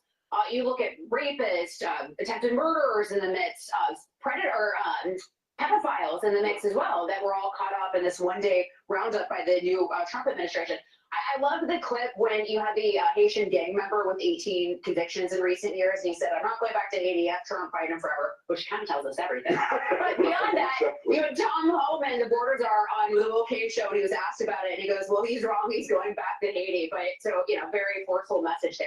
But what Congress needs to do when they look at this reconciliation package coming up in this budget matter, we have to get funding for the Trump administration to do their job. It's going to cost money to do these mass deportations. You've got 55% of all America, or 55% of Americans want to deport all legal immigrants, according to the New York Times. The American people are behind Trump. This was one of the top issues. Yeah. Congress has got to get it done, but Trump needs the funding. The Trump administration needs the funding to get it done. And there's some polling that shows over 60% of. Well, there are different questions, but that was for, I think, criminals, and then the 55% was for all illegal aliens. Yeah. Same poll, but right. different questions. That's right. Yeah. Now, Molly, you are from that. No, you're not from Massachusetts, but you live there. Yeah. What are people feeling about the government's sentiments about deporting migrants? Yeah, it's been a pretty incredible week in Massachusetts, and Bill Maloogian, Jeremy Kobus, they were up there doing this incredible ride-along with ICE, in which the video with the Haitian man came through that incredible storytelling that they did. But over the course of even around 6 months, there have been more than 24 sex offenders captured by ICE as they've been working all of this time. So there is a concern in these communities in Massachusetts, broadly across the nation, about criminals being in the community that shouldn't be here at all. But it's been fascinating to watch the Massachusetts governor change her tune to a certain extent, most glaringly on that particular point where she said the state police would not cooperate back in November, and then just the other day saying cooperation by my administration through the state police, by others in local law enforcement, will continue with our federal authorities. State police will cooperate. That's always been the case. Yeah. So it's been interesting to see a change in tune. It is notable that Massachusetts does not shy away from electing Republican governors from time to time. So there may be perhaps a little bit of that also in the Democratic minds across the state, the blue state, that this is perhaps what people are looking for. Yeah. And they want to see that shift politically. Hopefully, what we're seeing in the United States is a shift towards conservatism, a shift to common sense. Maybe the pendulum is swinging away from the liberals, the ultra liberals, and moving towards a more moderate conservatism. Now, there's individuals that are using terms like progressive conservatives or progressive conservatism. All right. Now, typically in prior years, progressive policies were more in line with liberal policies. But this term, and I think it's Dr. Turley that brings it up, there's a progressivism that's happening in the conservative movement. So the way I interpret it is it's more like we're actually getting to more common sense, middle of the road or right of center, but not ultra conservative. That's a good thing for the country. All right, you can have progressive policies that are helping the middle class, but still have a conservative bent of God, country, and family. Meanwhile, you have the ultra libtards pushing their progressive agenda, and it's changing your karyotype at any, on Tuesday and Thursday. And then you change it back on, the other days of the week. I mean, the progressiveness that they have is to the land of the loony bin. But the Republican Party has taken a big chunk of the middle class away. Now, it could be, Trump, he's worth a lot of money. Most people would love to have the amount of money he has. All right? But there is an element, because of his upbringing in New York and working, being around people that are doing construction, there is an element of his personality that is blue collar. Even though, he was raised in an upper middle class background. And he's very wealthy now, right? But there is an element of blue collar. So he represents, as a Republican, he's something different. He's not a Democrat or a Republican, but he's representing the Republican Party. But there's a different element to it because of this blue collarness of his personality. He's not as articulate as other educated Ivy Leaguers are. But you know what? He talks like the average person, and the average person understands what he's saying. So the Republican Party has now carved out for their own a big part of the middle class that typically went Democrat. You had party bosses, right? Union bosses, they didn't want to vote for Trump. Why? Because they're on the take. They're part of that whole DNC apparatus. But the members, they heard from those speeches from Trump that this person is similar to them, that Trump is like them. Even though he's wealthy, he sees the world, his worldview is like their worldview. And it's because of being around the construction workers during his formative years.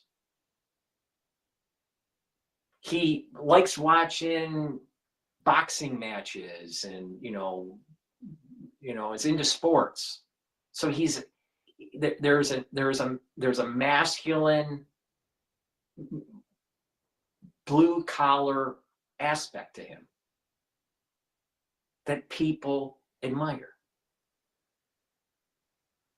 So this is the reason why this new movement, this Trump movement that's happening in the United States, that hopefully it continues on after him. I'm not sure if it will, but there's a progressive element to it because they've carved out blue collar workers. This is an important piece to what just happened in the United States.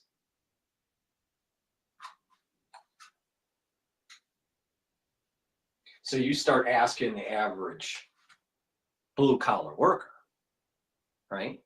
Working on the line, or as a plumber, or as a, electrician. A lot of times electricians are making more than doctors are, especially if they own their own business. All right. But the thing is that, they're working with their hands.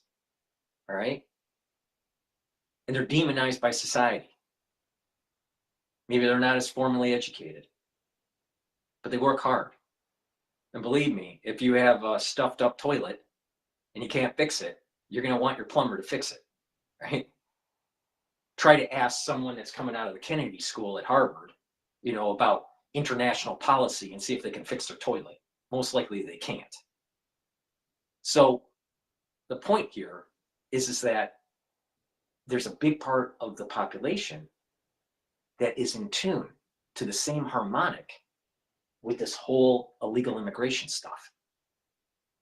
So Massachusetts might, at the governor level, might go Republican. Might, because there's enough blue collar workers there. They might go, you know what? I'm tired of the insanity from the left.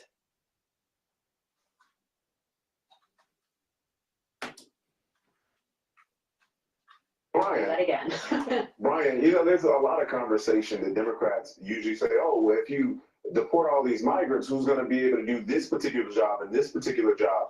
How does this impact the economy? Well, I'm sorry I have to interrupt every 10 seconds. That's just wrong. It's just wrong thinking. If slavery was bad before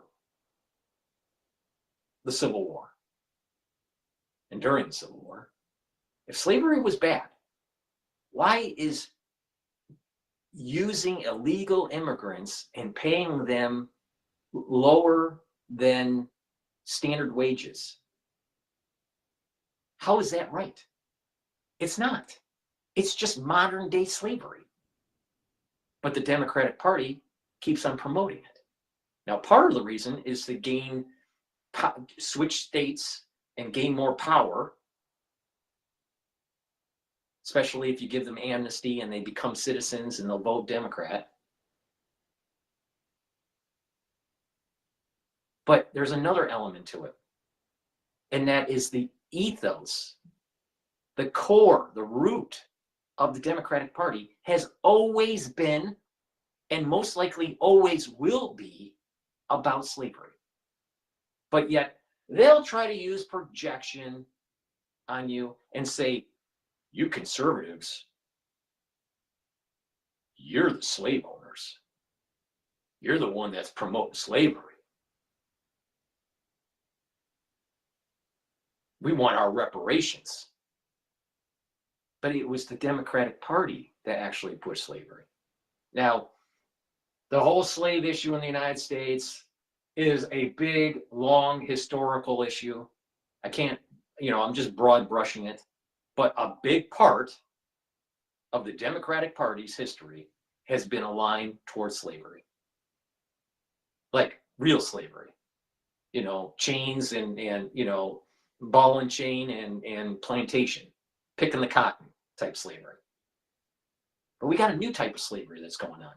That is having illegals, promoting the movement of illegals over the border, and then spinning it in some sort of weird economic viability, saying that we need them here so we can lower the cost of goods and services. Because your pizza delivery has to be cheaper. But yet you have an American kid that wants to go to college and is having a hard time paying for his tuition or her tuition and is trying to find jobs to be able to work themselves through college. They can't find the jobs because they're taken by the illegal immigrants, because there's really slavery going on. To think that there's not slavery in the United States, you're not awake. Slavery is happening, but it's in a different way. It's through suppressed wages because of undocumented workers.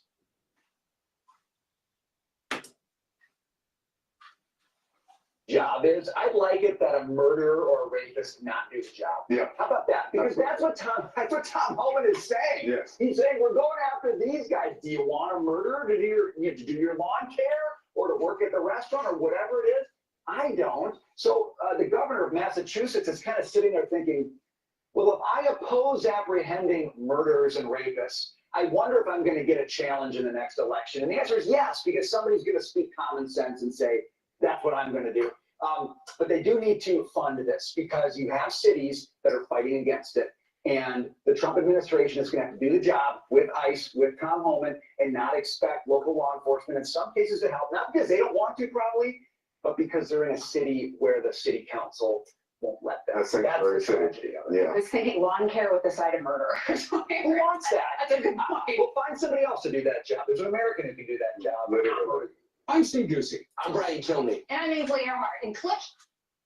Please go to my store, the-studio-reykjavik.com, and get the structural nano silver toothpaste that I have. This structural nano silver toothpaste will whiten your teeth, freshen your breath, help with your gum line health, neutralize pathogens, and by having good oral hygiene, you're going to reduce the chances of cardiovascular disease and valvular disease. Please go to my store, the-studio-reykjavik.com, get a few tubes of this toothpaste. It has no fluoride in it. It's a very high quality toothpaste that I use every day.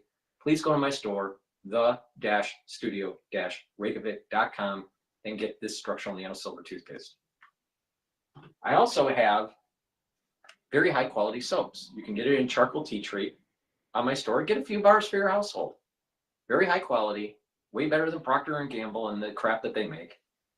Go to my store, the-studio-reykjavik.com, and get a few bars of this charcoal tea tree soap. All right, so let's go to another wonderful video. Let's go to Jesse Waters, see what he has to say about this. Makes Biden look like such a traitor. All right, this was published a day ago.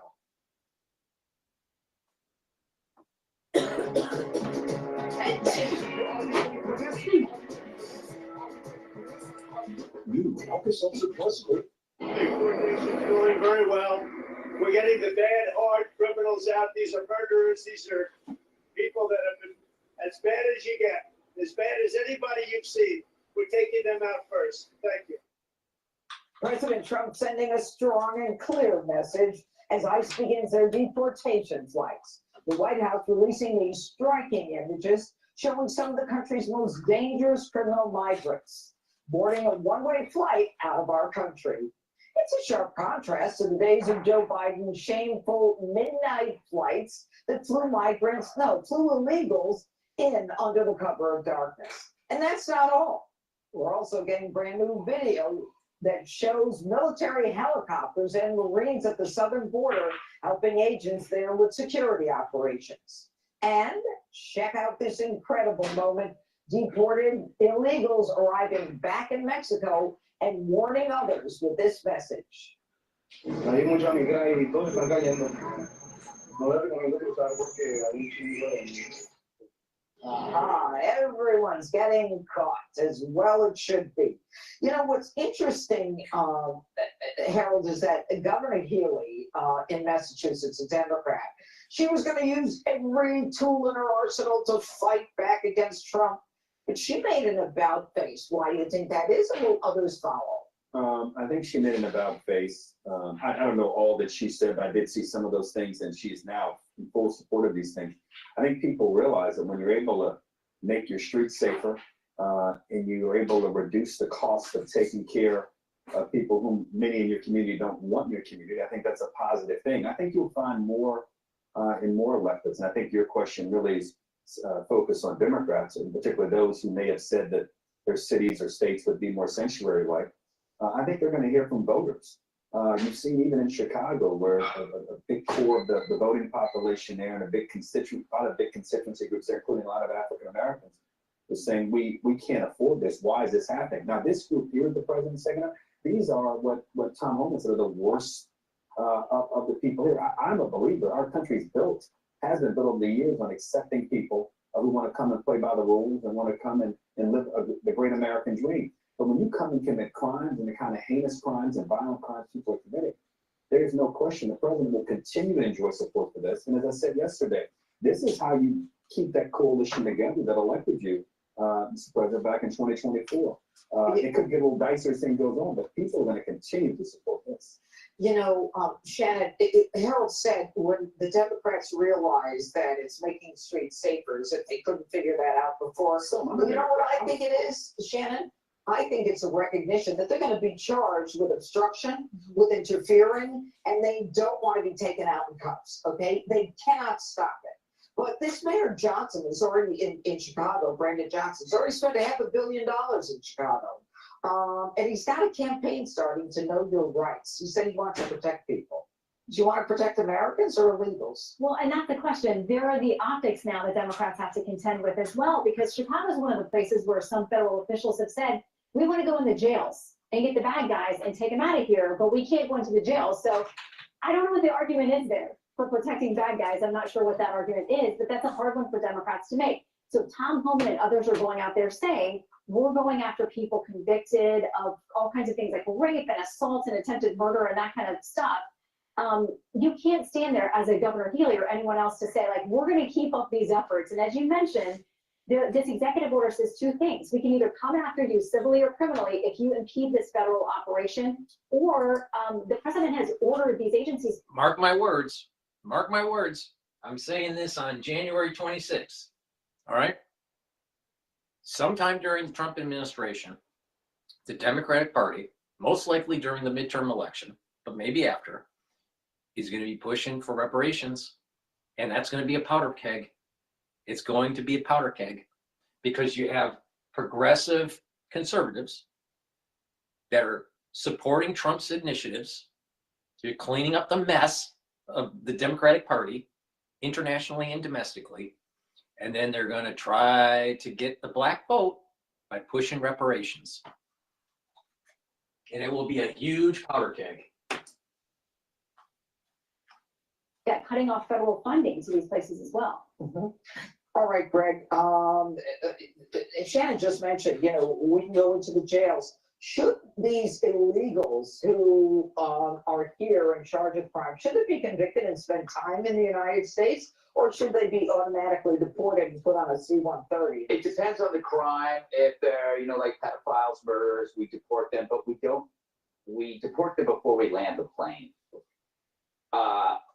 Drop them. You drop them is what I say. It is interesting, though, that foreign pedophiles are treated better than American pedophiles. It's like you have these city leaders like trying to muck up the works so you can't arrest these guys. Why are they different? Would you treat our criminals the same way? They actually captured, and I believe they're deporting some sexual abusers of children. And I'm wondering where AOC is in this. You know, shouldn't the children that these abusers have been traveling with, how dare you separate them? Shouldn't they be together? Isn't that what she was talking about? Of course, she's not going to say that because the separation policy is designed for that, to keep the guys that are raping kids or trying to sell kids. It's not just that. Gutfield or whatever his name is. AOC is supporting, maybe she doesn't even realize it, but she's supporting slavery, modern day slavery.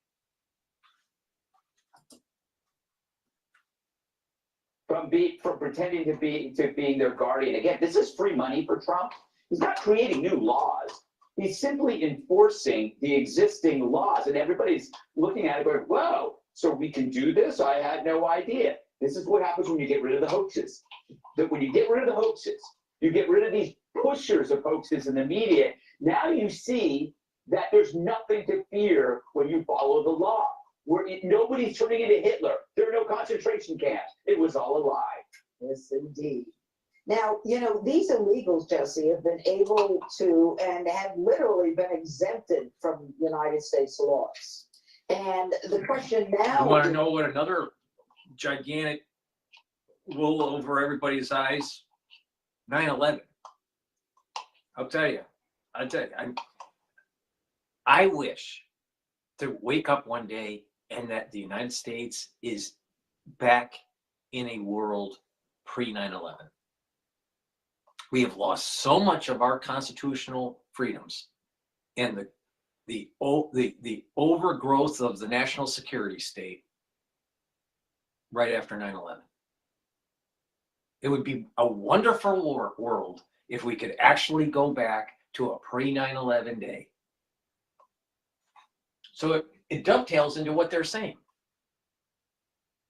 They tried in the media to make you worry about the terrorist around the corner, or maybe even ET coming from some, far away galaxy, and they're gonna take away, they're gonna attack you. So we gotta spend all this money on the national security state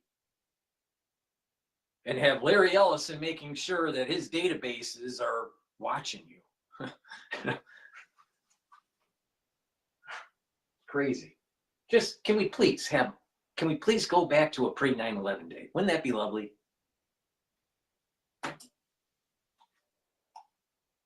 I mean, and I'm just curious as to what the thinking is. Should they spend jail time here or just deport? Well, on the one hand, it's expensive to imprison these people. Right. But if you deport them and they sneak back in, that's another issue. Yeah. So I'm with Greg. It depends on what the crime is. If it's a hardcore crime, I say we imprison them here. But if it's just a small misdemeanor, send them back and you take the risk.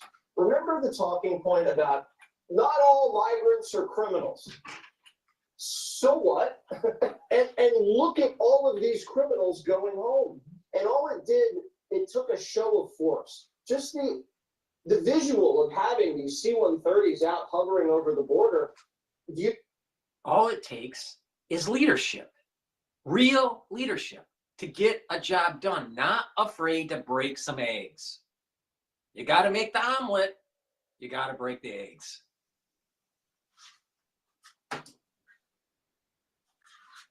How scared people are now? They used to average thousands of border apprehensions per day. After Trump came in, a couple hundred. No one's even making the trek anymore. It looks to me like Johnson in Chicago wants to get arrested. It looks like he wants to be a martyr. And he wants to now be known for defending criminal illegal aliens. If he does that and the media starts supporting Johnson and makes him this big anti-Trump resistance hero, that is going to send the Democratic Party so far back in time. And the more and more you realize about how long these killers and rapists languish in our cities, 17 arrests, this feisty Haitian illegal the other day. When you swear in, He's been here since 2013. As a president, you swear to protect against enemies foreign and domestic. And he's letting foreign enemies prey on Americans for years. And they obviously knew where he was. Because on the first week, they had his address and picked him up. This just makes Joe Biden look like such a traitor. Well, yeah, no question. And he's thanking Joe Biden and Barack Obama. Thanks, bro. Thanks, Joe. You didn't ask me the question. I think you should send them back. These people have already been convicted, and they're still out because our laws need to be changed. And well, some of them haven't been convicted yet. In other words, we haven't had the ability to try them because they're being protected in the sanctuary. So That's part of the problem. I think they should be sent back. Okay, send it back on that C-130 and airdrop them. And build them for the flight. Click here. I think they should drop them right out of the plane without a parachute. That's what I think. And not only that, you should have gun turrets along the southern border and signs saying that, if you cross, you're getting shot. But, why don't we use our military to actually protect our border? I mean, isn't that what most countries do? Please go to my store, the-studio-reykjavik.com, and help support my work, because where else are you going to get such profound opinions? Get the resveratrol. This resveratrol is something that I've been taking for a very long time, all right? Taking resveratrol is going to allow you to get rid of cells that stop dividing, and they just collect garbage. You want to get rid of them. It's called senescence. You want to get rid of senesced cells. And resveratrol helps to improve the mitochondrial health of your cells. It's an antioxidant, and it stacks really well with C60, NAD+, and ubiquinol. You should be taking resveratrol. It works a lot better when you stack it with something like C60, ubiquinol, or NAD+. So please go to my store, the-studio-reykjavik.com, and get the resveratrol. I've been taking resveratrol for decades, all right? Some people are watching my show. I've been taking resveratrol, for the ones that are younger, I've been taking resveratrol longer than you're alive. So, all right. Vitamin C. Vitamin C is important for your immune system. This has also magnesium. This is going to help to boost up your immune system and help with your skin health. All right? If you're not feeling well during the cold season, take a double dose. Make sure you drink it with filtered water. Please go to my store, get the vitamin C and the magnesium. And since we're talking about magnesium and zinc is really important to boost up your immune system. So I have a great supplement here that has magnesium and zinc. Again, if you're not feeling well, take a double dose. A great way during the cold season, you're not feeling well, take one dose in the morning and another dose in the evening. Make sure you drink it with filtered water, right? It's a high quality magnesium and zinc. You should be taking it every day. A lot of people don't have enough zinc in their diet, and you gotta take a supplement to boost up your immune system. Go to my store and get the zinc. Very, very, very, very important. All right, I want to go to CNN, and about 14 hours ago, Schumer was on CNN, and the title of it is Schumer Issues Warning About Trump Administration. Now, we have to worry about what Schumer has to say. He was incognito when, the crisis was happening in 2020. Don't you remember? I called his office like multiple times. You remember that? Also, Schumer, he's a terrible cook. Did you see the picture while he was making his hamburgers? Really? Really? I mean, come on. Talking about a guy that is on take and is corrupt and uses that whole game theory. He is the Senate version of Nancy Pelosi in terms of game theory. It's amazing that he's still around. Spectrum abre cada día una puerta a posibilidades sin límites. Con Spectrum, tus juegos te transportan a otro universo. Y con las velocidades de internet más confiables, haz streaming estés donde estés. Cámbiate al internet Premier de Spectrum.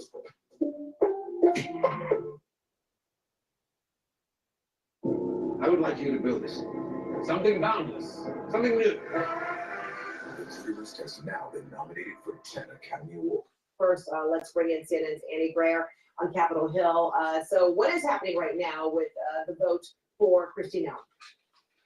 Well, we just learned that Kristi Noem was confirmed to be Donald Trump's Secretary for Homeland Security. The vote was 59-34, which means that Democratic senators joined Republicans in confirming Noem, who was the governor of South Dakota before this. So Noem now has a huge job in front of her. Just getting confirmed was honestly just the first step. Leading the Department of Homeland Security means that she's going to have to take on Trump's very aggressive immigration proposals when it comes to the southern border, when it comes to mass deportations. And DHS also oversees FEMA, which deals with disaster relief, and Trump is making news on that. Just yesterday, he's saying that he doesn't even know if FEMA should continue to exist. And as the country is reeling from the devastating fires in California and hurricanes across the South, Noem is going to have to contend with all of that. So she has a huge agenda in front of her, but the Senate gave Donald Trump another win for his cabinet today. Right, and so let's talk a little bit more about the president's Pentagon pick. While he was confirmed and he got that tie-breaking vote from the new vice president, it didn't come easily. No, it was a very close vote. Given the narrow majority that Republicans have in the Senate, they could only lose 3 Republican senators, and that's how many they lost, which is what required Vice President Vance to have to come in at the 11th hour to put Hegseth over the finish line. Now, we knew that Senators Collins and Murkowski were going to be voting no on Hegseth. They had made that clear prior to the vote, but the big surprise of the night was Mitch McConnell voting against Hegseth.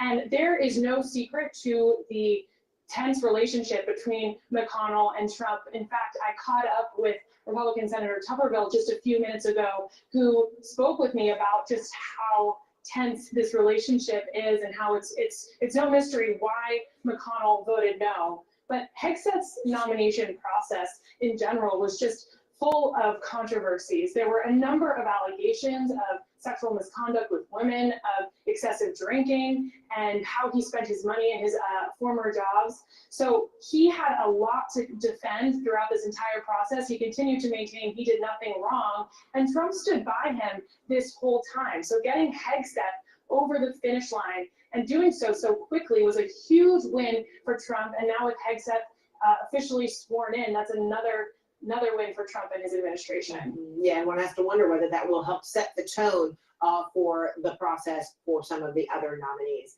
All right, Ann Grayer, thank you so much for that. All right, with me now to talk more about this cabinet vote and other issues surrounding Trump's first week in office for his new term, Carrie Cordero. She's a CNN national security and legal analyst. Carrie, great to see you this morning. Thanks, great to be with you. All right, so this was just the second time in history a vice president had to cast the tie-breaking vote for a cabinet pick. One of Hegseth's first tests will be how he handles Trump's demand to send U.S. troops to the border and potentially assist in his vows of mass deportation of undocumented immigrants. So what kind of legal and national security concerns might you have on this? Well, now that he's in the position of Secretary of Defense, I think anybody who's involved in national security issues is rooting for his ability to manage the completely complex enterprise that is the Department of Defense. Domestic deployment of the military is just one aspect of the responsibility. Maybe it needs to be truncated. Maybe it needs to be reorganized. Maybe it hasn't been pruned for a while and it needs some pruning.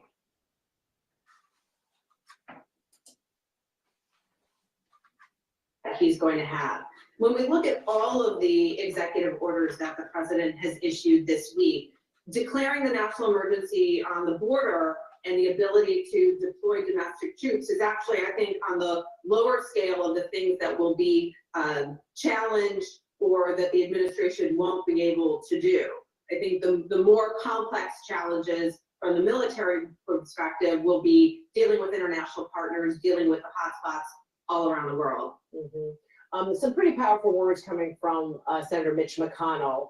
He didn't mince words really on talking about all of those things that you just mentioned. In his words, he said, effective management of nearly 3 million military and civilian personnel, an annual budget of nearly $1 trillion, and alliances and partnerships around the world is a daily test with staggering consequences for the security of the American people and our global interests.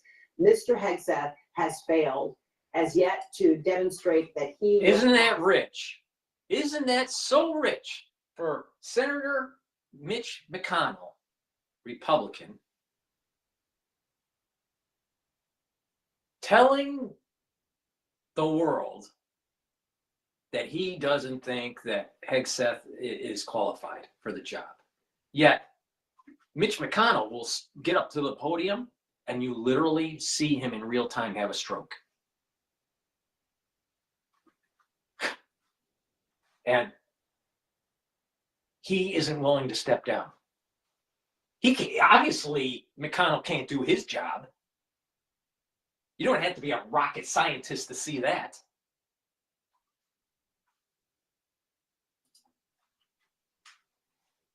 This test. Your thoughts on this? And he was one of those, votes dissenting here, along with Murkowski and Collins. Sure. So one of 3 Republican senators who had a different view as to really both his qualifications and his fitness when we look at the statements of both Senator McConnell and Senators Collins and Murkowski. But he's in the position now. The vice president under our system casted the deciding vote. He has been sworn in. He's the Secretary of Defense. And so we will see whether he has the capabilities moving forward to lead the department, put in place the individuals, and whether there's Senate confirmation of the individuals who will work beneath him so that they can move forward. But it will be an incredible test, as it is for anybody, given the complexity of the job. Right. He has no government or agency leadership. Whereas the flip side to that, also being confirmed now this morning, former South Dakota Governor Kristi Noem, now confirmed as a new leader of the Department of Homeland Security. Of course, she does come with government leadership. How do you see her being able to transition from governor to now Homeland Security Secretary? So the Homeland Security Department works really closely with state and local partners. And so hopefully the fact that she has been a governor and worked extensively at the state and local level will be a benefit for her in this role. I think the biggest challenge that she will have, and that any Secretary of Homeland Security has, but particularly she will have, given the policy attention that the Trump administration places on immigration and border security in particular, is whether or not she can also balance the responsibilities with everything else that the department does. Secretary of Homeland Security is a really complicated job. It has so many different responsibilities. So, for example, it's got 22 different agencies originally that were then rolled into the department over 20 years. And so she's got to manage the cybersecurity functions of the department. Obviously, the last year has demonstrated that there needs serious attention towards the management operations of the Secret Service. She's got Transportation Security Agency. I mean, she's got so what's many amazing with people, especially on CNN, but other channels too. They'll tell you about everything about the government and how bad some of these nominees for cabinet positions in agency positions are. They'll tell you how bad they are from the Trump administration, but yet these national security analysts or opinion professors, right, on CNN and other media outlets, I wonder how many of them have actually managed in the corporate world. I bet most have not. Most. Because a big part of their career has been in academia or as a consultant. But they'll tell you all about what it takes to manage a big organization, even though they never did that.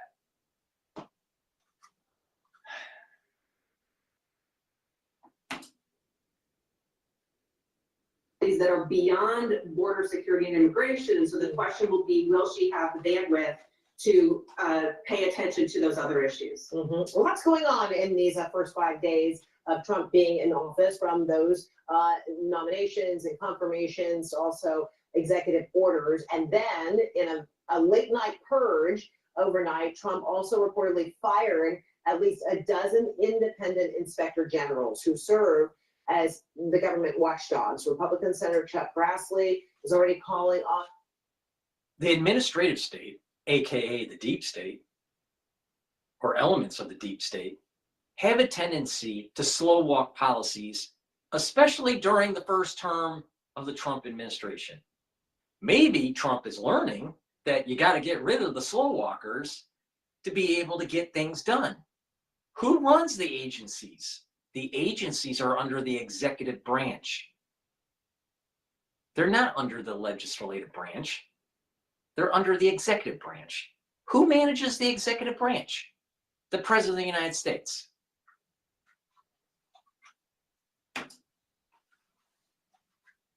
Trump to explain these firings because he was supposed to, provide notice to lawmakers before making such a move.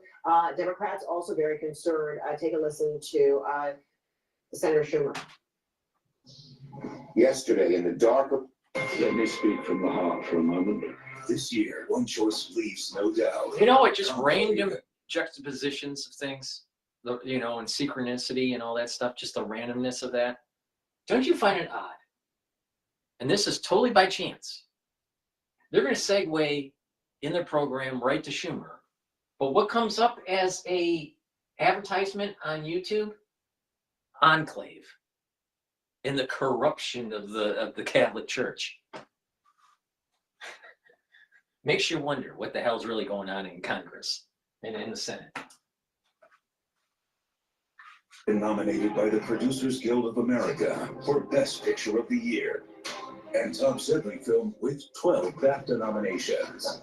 Conclave is a stunning cinematic achievement. And now yesterday, in the dark of night, President Trump fired at least 12 independent inspector generals at important federal agencies across. What about in the dark of the night at about 4 o'clock in the morning when you had the FBI raiding Roger Stone's house and his wife was scared because she is hard of hearing and she didn't know what was going on? That was in the dark of night, but yet CNN knew about it right before it happened. In the dark of the night. Let's be dramatic, Senator Schumer. In the dark of the night.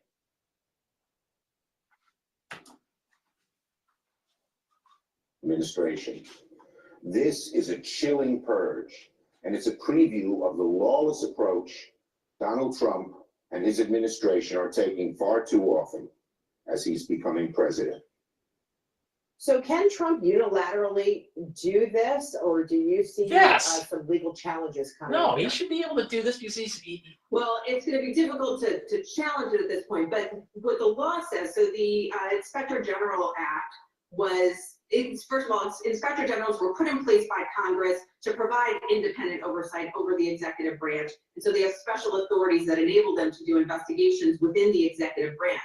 Then the Inspector General Act was amended 2008, I think, in terms of being able to have the president have authority to remove inspector generals, but the president under the law is supposed to provide 30 days notice to Congress. So the president has authority to do it, but the law requires that he provide 30 days notice. In this case, he didn't. And if not, then what? What's the potential? If not, then Congress has a problem. So we are going to be in a situation. And so it gets thrown into Congress. The Republicans are have control of it, and it'll be fine. So in reality, nothing's going to happen. It would have been a different story if the Democrats were really in charge of Congress. The worry I have is, do the rhinos rise up underneath their desk and start going against Trump policies? But the problem here is that if you got to root out the deep state, you got to root out the moles. But don't you think that these inspector generals that are within these agencies were part of the problem on slow walking policies? What did Trump say during that whole fire conference that he had with the mayor yesterday and with FEMA. FEMA slow walking. The mayor's slow walking. You got agencies slow walking. Have lawyers that, you know, that find ways to slow things down. Don't you think that the inspector generals are part of that? People need to wake up. We can solve a lot of our problems quickly if we got rid of the fucking lawyers. If we got rid of the bureaucracy. Oh, we got to have all these things to make sure that we're watching over the executive branch. Doesn't that seem that there's an overreach by the legislative branch onto the executive branch? That they're not giving that they are trying to erode the power of the executive branch? Because the way our government's supposed to work, in theory, is that the judicial branch, the executive branch, and the legislative branch are equal. One is not more powerful than the other. But the other way to look at this is that one group, the executive branch can't just do anything it wants. And if it goes overboard, then there can be impeachment hearings and blah, blah, blah. Or the politics of elections, right? But you can't have, let's say, the legislative branch dictating to the judicial branch court cases, or having the legislative branch slow walk policies of the executive branch. And that's what these inspector generals were doing. So getting rid of them is actually uprooting the administrative state. No, but you got these experts on CNN. They're going to tell you Orange Man's bad.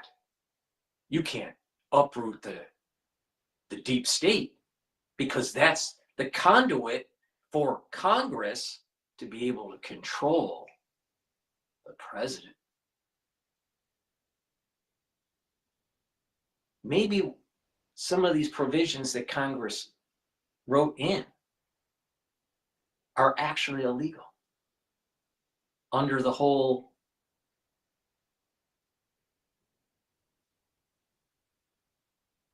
pillars of government equal power concept of our government.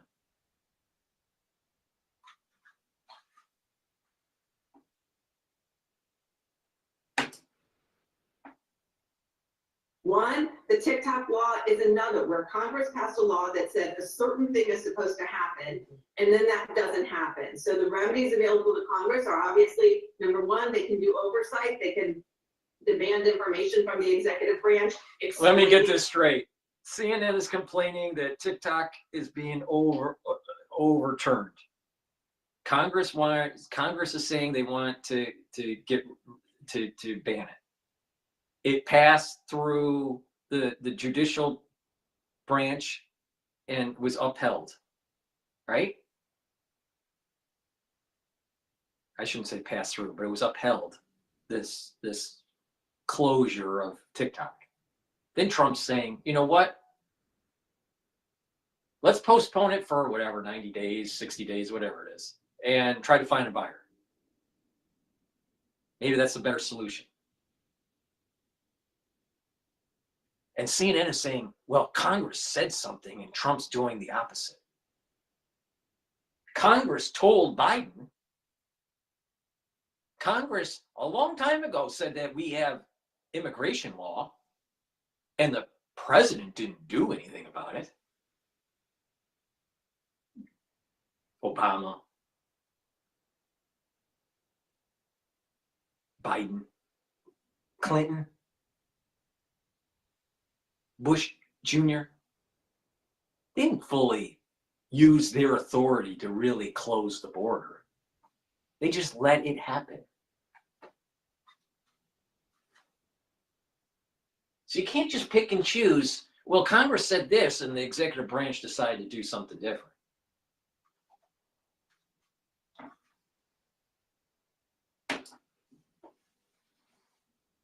Happen, they can hold hearings if they want to.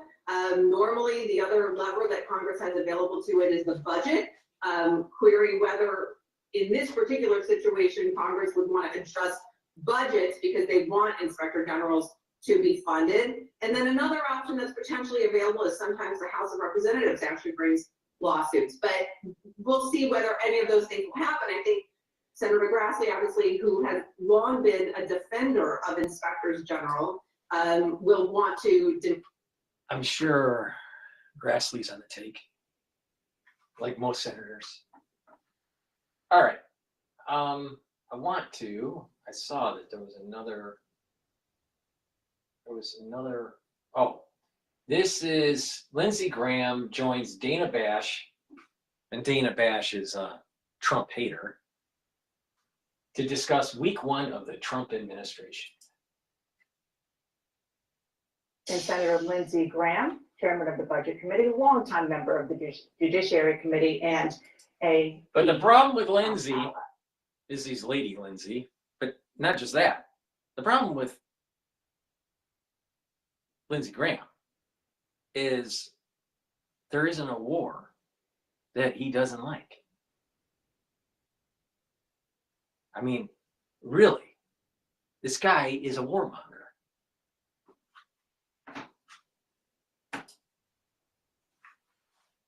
Nice to see you in person. Thank you for being here. Let's start with that claim. It's not common, as you know, to do what he did with those inspectors general. The law says that 30 days before a president fires an inspector general, which of course is an internal watchdog for government agencies, he must tell Congress, tell you why. That didn't happen.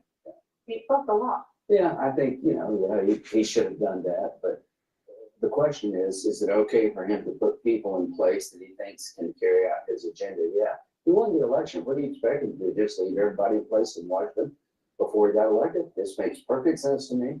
Get new people. He feels like the government hasn't worked very well for the American people. These watchdog folks did a pretty lousy job. He wants some new eyes on Washington. That makes sense to me. Even and especially it's one thing for sort of run-of-the-mill political. The way Graham is answering the question, it's exactly what I said. Because the Republicans are in control of the House and the Senate within margins. As long as the rhinos don't go against Trump, Trump's going to get what he wants. And it's about time, because guess what? The deep state is not for you. The deep state is not for the little guy. The deep state is not for the average citizen. The deep state only takes away from the average citizen. Takes power and money away from the average citizen. And that's why the deep state needs to be uprooted and prosecuted for the things that they've been doing. But CNN, government TV telling you how the deep state loves you. The prerogative of the president. And it is, Inspector General also, but the Inspector General, as I said, this is supposed to be the person who keeps watch on things. Well, who is the keep watch on what? He wants to put people in place, including Inspector Generals, that can implement his agenda. Well, I'm Pete Hegseth. A lot of people believe on my side, and public in general, in the last 4 years, the military was too weak and too woke, and Pete's going to fix that. That's why he picked Pete. He thought the military was too weak, too woke, and Pete's going to fix it. That's why he chose Pete. So that's just the way it goes when you win an election. Okay, I want to move on to the pardons. Yeah.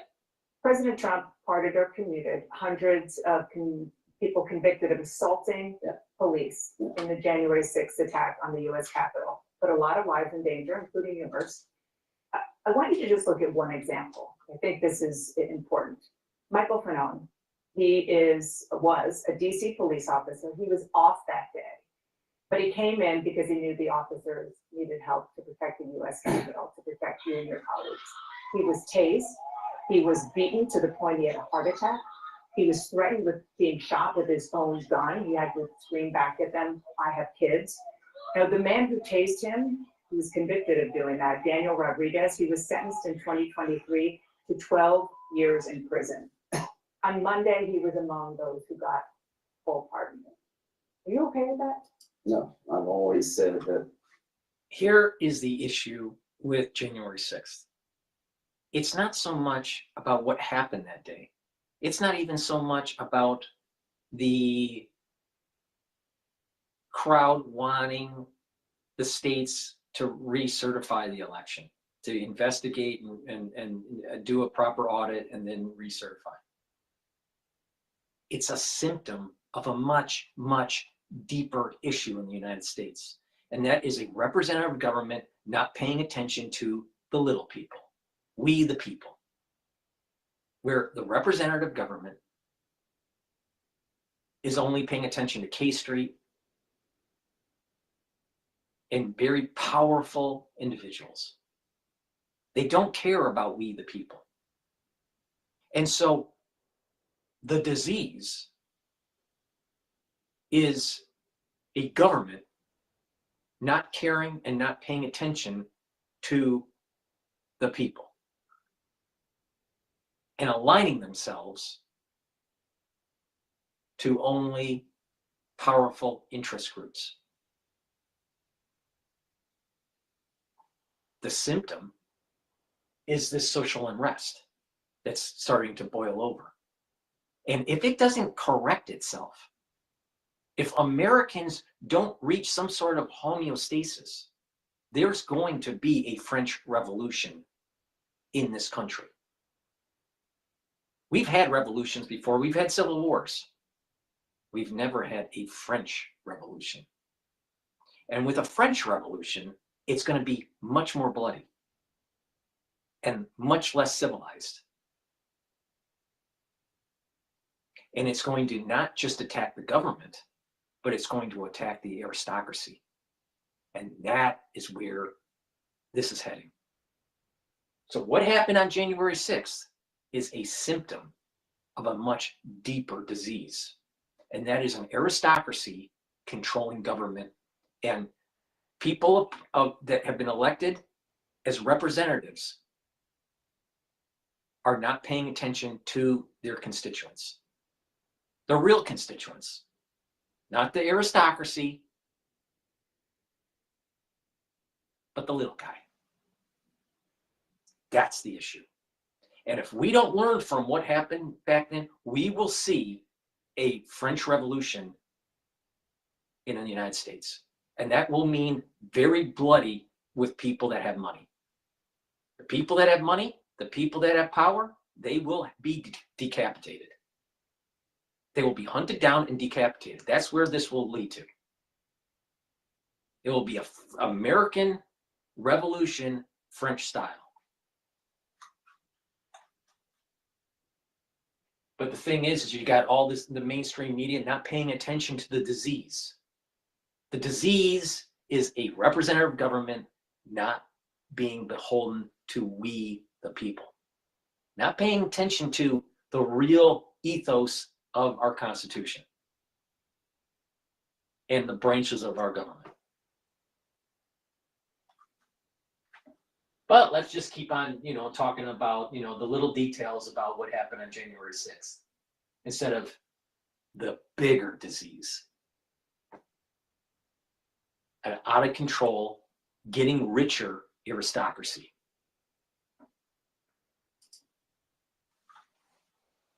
I think when you pardon people who attack police officers, you're sending the wrong signal to the public at large.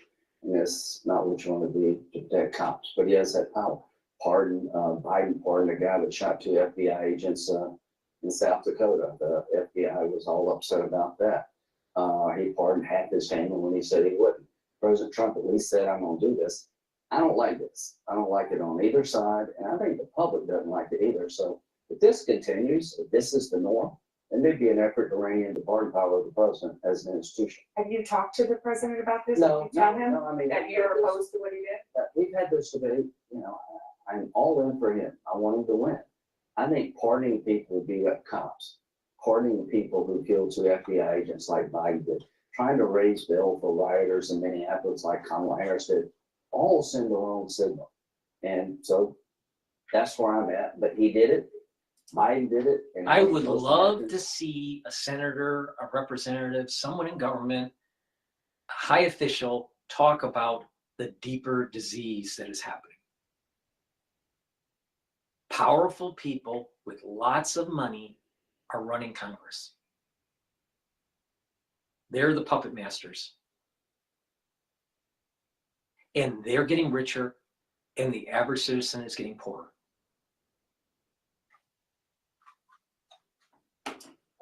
But just make sure you have your bread and circus. Just make sure you have your bread and circus. But the aristocracy forgot something. The bread has to be cheap, and the circus has to be cheap. But now what has happened is your bread is much more expensive, and you can't go to a football game without paying like $200. So your circus and your bread is more expensive. Now you wonder why the people are a little upset, and you might have a French Revolution? Because the bread and circus is too expensive.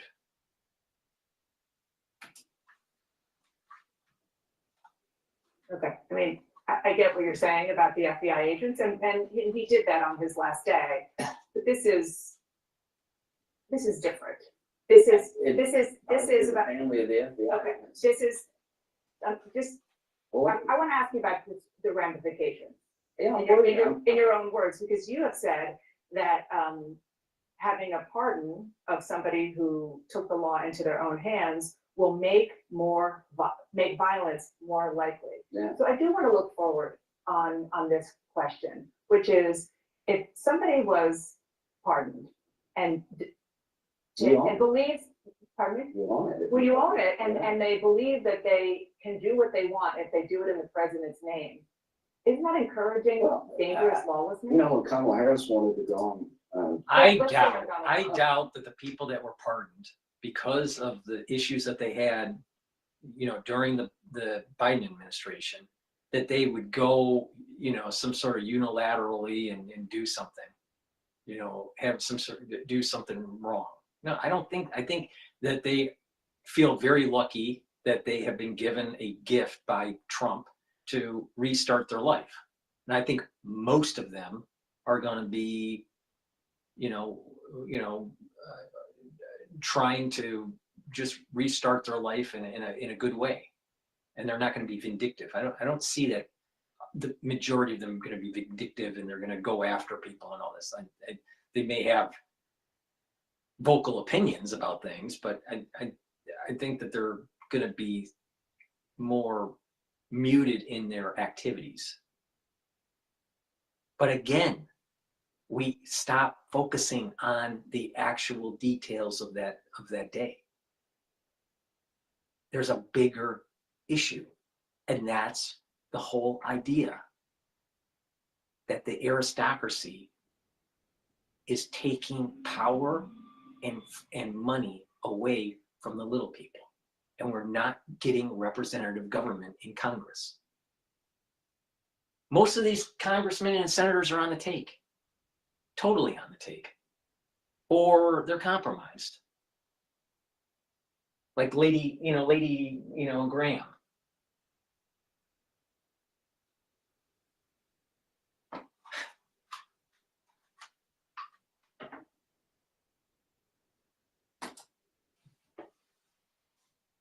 Let's talk about the problem. The problem is she tried to raise money, call them freedom fighters that burned down Minneapolis.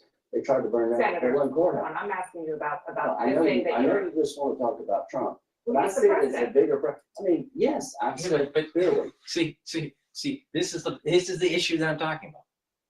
Right here. You have different perspectives.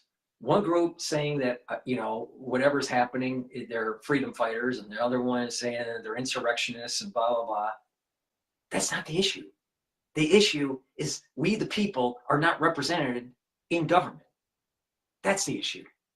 And if it's not fixed, it's going to go towards a revolution. And that's bad. That means a worse situation for our government. The balance of powers are going to be disrupted. It's going to be very bloody, and it's going to be terrible for the economy. But we can't keep on going this way where our government isn't representing we, the people. I mean, why can't we just have some smart individuals in Congress that actually talk about this? Now, maybe they are, and it's just not published. But, you know, it's crazy. It's crazy. It's absolutely crazy. Not like it when President Trump pardoned people with beat up cops, but I didn't like it when Biden pardoned all of his family going out the door. I didn't like it when Kamala Harris tried to raise bail money for people who beat up cops and shot them in the head.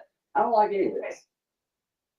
What you said, he's going to own it. Yeah, all of them are going to own it. Because there are people who testified, law enforcement. See, Dana Bash, she only needs to focus on Trump. Trump, orange man bad, liberals good.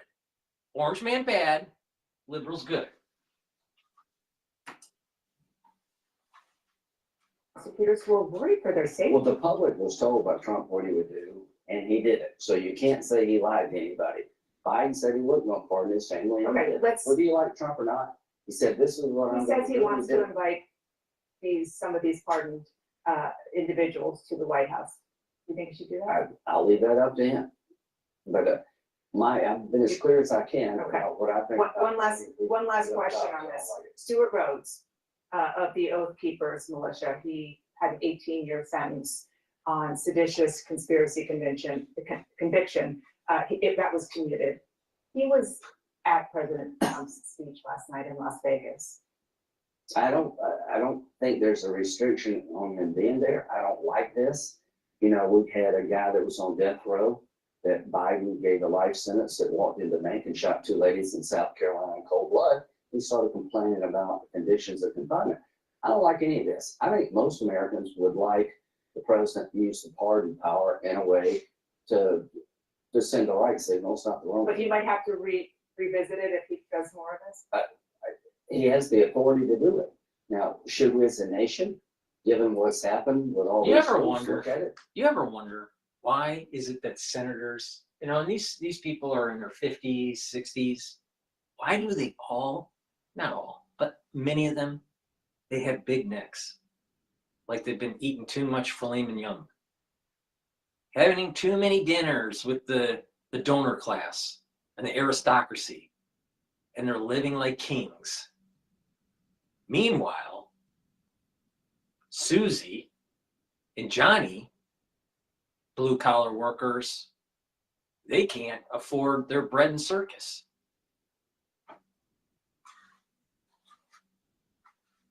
You can tell a lot by someone by the way they eat. And Lindsay eats a lot of filet mignon. If you got an idea about how to rein in the pardon power of the president that goes too far, give me a go.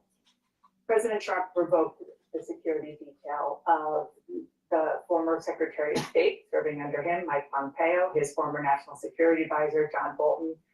He has, both of them were facing security threats because they were in charge of an operation to take out Soleimani in Iran.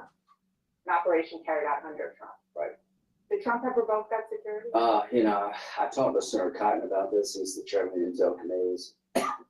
Very, very good man. He said he had a briefing and he asked the briefers, if it were you or your family, would you think you deserve a detail? And they said yes. Whether you like John Bolton or not, that's not the question for me. Is that you don't want to leave people hanging. There's no doubt in my mind the Iranians have been out to kill President Trump. I've been briefed about it. I know he's been briefed about it. I'm glad he has protection. Whether you like Bolton or anybody else, we need to make sure that if you serve in our government and you take on foreign power at the request of the administration, that we do not leave you. So they should get the security back. Yeah, I think we need the Senate needs to look at what happened and sit down and figure out what's the best way forward. Everybody doesn't deserve a detail all their life. It needs to be as needed. But what Senator Cotton told me, the threats seem to be real against these individuals, and I don't want to leave them hanging. It makes it hard to recruit people in the future. And, you know, if something happened to these people, and, you know, President Trump needs to think about, you know, getting people to serve in the future, owning that decision. So it was, just to put a finer point on it, it was a mistake. Yeah, if the intel is what Senator Cotton said, I think we should keep the details. We've been talking about some issues that Donald Trump, again, he said it's his prerogative. He's done a lot of things with the stroke of a pen. The issue that voters said that they were most interested in him doing is dealing with the crisis of affordability. Right. And we have not seen any substantial action on that. People are now paying $7 for a dozen eggs. It's a record level, 37% higher than a year ago. Are his priorities in the right place? I was pretty involved in the last campaign. For every time he talked about eggs, he talked about illegal immigration 1,000 times.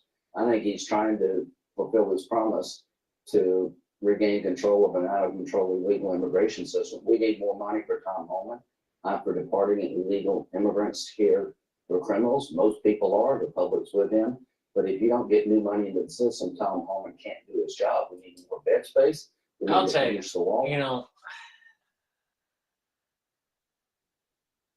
the average American needs to pay attention, because the average American doesn't rub elbows with rich people. All right. You got to pay attention to what I'm saying here. The rich are going to get radically richer this year and next year. And the middle class is going to have less financial wherewithal, especially with AI coming on board. Because what I think is going to happen is that as AI is coming on board, you're going to see it being implemented into the job force, making you more productive, and there will be this kind of like golden age where people are making money doing it, and it helping them be more productive, and your company is selling more products. But eventually it gets to a point that it reaches in like the need for human workers will diminish, and there's going to be a decoupling of labor and capital. And when that happens, the rich have positioned themselves to be able to get that upward swing in the financial markets, while the wage earner will lose their job and have financial problems. So when a company will start saying, well, they just cut all this expense, and individuals are still buying their product up to a certain point in time, the stock's going to be doing really well. And the ones that have aligned themselves in the capital markets will benefit from this change of less labor, less employment, but more productivity and selling of goods and services. But eventually, because the clustering will be spiraling downward, the economic clustering in the country and the world will start to diminish. And when that happens, then even the financial markets will start to tumble. But first, there's going to be a golden age where everyone's benefiting, the worker and the capital market, the ones that are invested in the capital markets, the capitalists and the workforce. They're still coupled. But once AI gets to a certain point, it will get to the point where how many goods and services do you really need? Right? And so what will happen is you will reduce the amount of corporations that are hiring. The corporations, the amount of employees that they need will reduce. And it'll happen in phases. And when these phases happen, this decoupling will spiral more and more. But the first one, the canary in the coal mine, will be the wage earner. The wage earner is a slave. I mean, wake up. If you're a wage earner, you're a slave. Now, once that happens,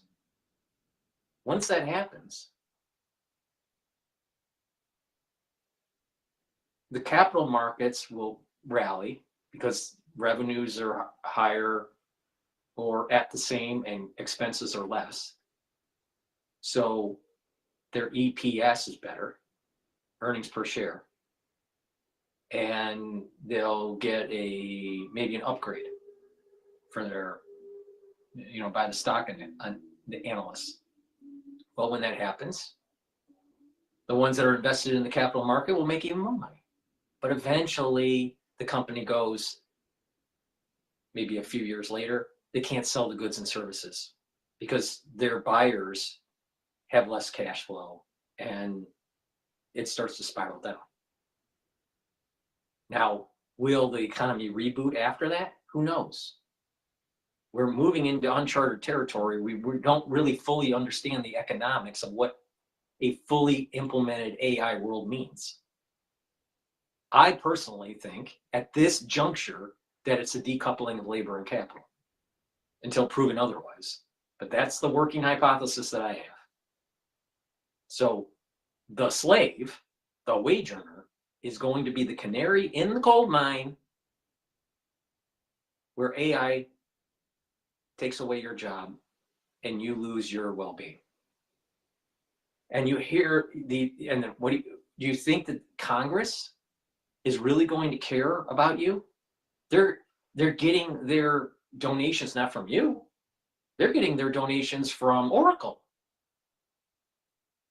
or OpenAI or Microsoft or whoever, but they're rich. Rich PACs, right? Political PACs. All right, so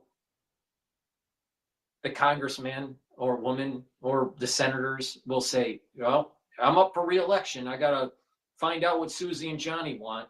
Well, Susie and Johnny is saying, I want a job in cheap eggs. Oh, I'm going to have to campaign on cheap eggs and more jobs. And so you campaign and you go, I'm going to put regulation on AI and they're going to have to hire workers, human workers. And they'll have that campaign stump speech and everyone's going to go rah, rah, rah. And they're going to say, I'm going to vote for this senator. They get in. And guess what the senator does? He washes his hands from Susie and Johnny and he listens to the powerful lobbying group. And they'll just slowly give some crumbs off of the AI table to Susie and Johnny for subsistence. Is that the kind of world you want? Because that's the fucking kind of world we're building. I think the signature issue for Donald Trump was to get a handle on illegal immigration, and he's off to a good start. We just need to help him in Congress. So immigration certainly was, he talked about that nonstop. You're absolutely right. And he won't. In a New York Times poll, after he was inaugurated, 29% of the people who say they supported him say it was to deal with the economy and inflation. I think the majority of the Way people higher in than that poll say they support deporting everybody that came to the country legally in the 4 years of Biden. Like 70%, almost 80% support deporting illegal immigrants who have committed crime. The public is with him on this, and if y'all don't get this by now, you missed the entire campaign. But I'll leave that up to people here in Washington. Can you just, I get it. Can you, I understand what he's trying to do. Senator, can you elaborate on what you were saying about more money? Yeah, I think this whole debate in the Republican Party, do you need one bill or two? Right now, Tom Homan needs more money to hire ICE agents, needs more money to finish the wall, to increase bed space. He doesn't have the tools necessary to carry out this plan that President Trump gave him until Congress appropriates more money. So to my Republican colleagues, we've hit a wall here. We're not building a wall, we've hit a wall. We need to appropriate. I think we need to have, some physicists figure out how many illegal immigrants can we put in the bomb bay of a B-1 or B-2 bomber and drop them back to their country. Because you know what? we spent a lot of money on the military and they didn't protect the border. Please go to my store, the-studio-reykjavik.com, and get the B complex. This will help with cellular metabolism, help protect your neurons, and help to boost up energy levels, improve your mitochondrial health. Really important. When you get older, you're going to have to protect your neurons because, you know, AI is around the corner, and, you know, I guess you're going to have to protect your neurons.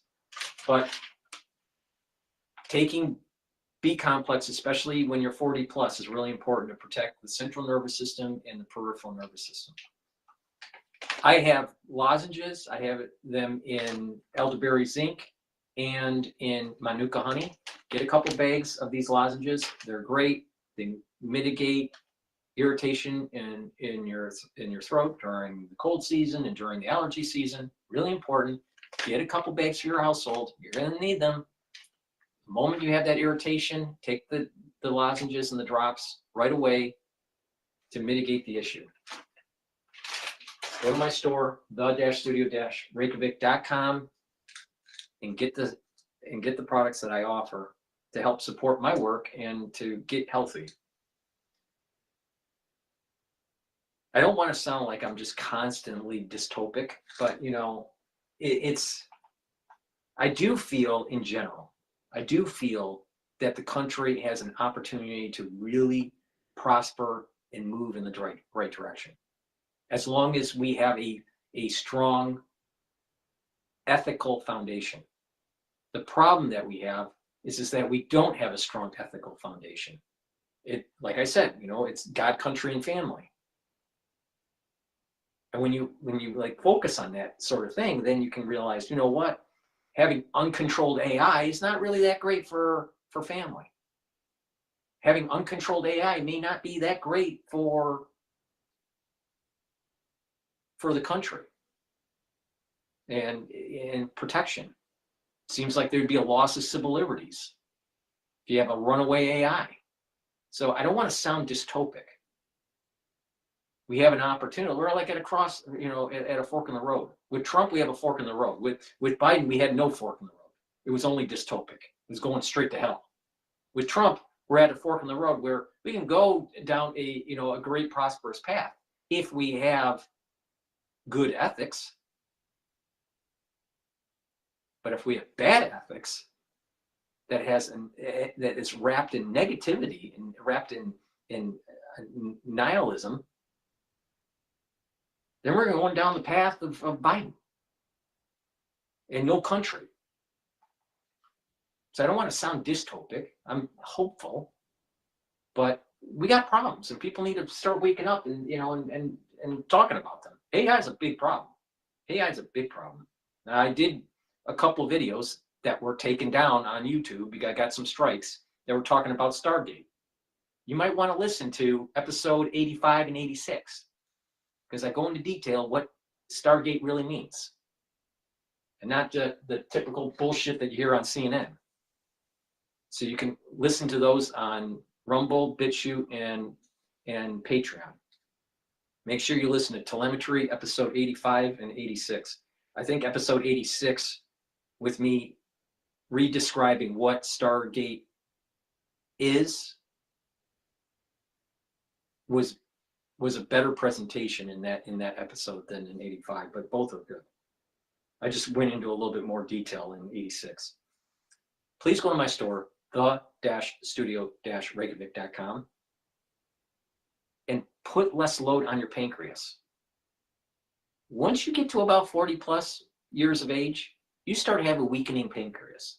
You could still be really healthy. You could be athletic. You could be running marathons all the time.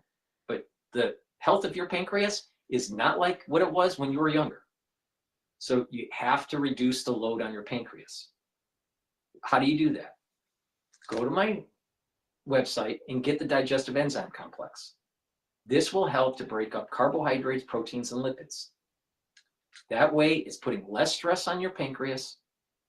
It'll break down your foodstuffs, allow you to absorb those nutrients, put less stress on your digestive system, all right?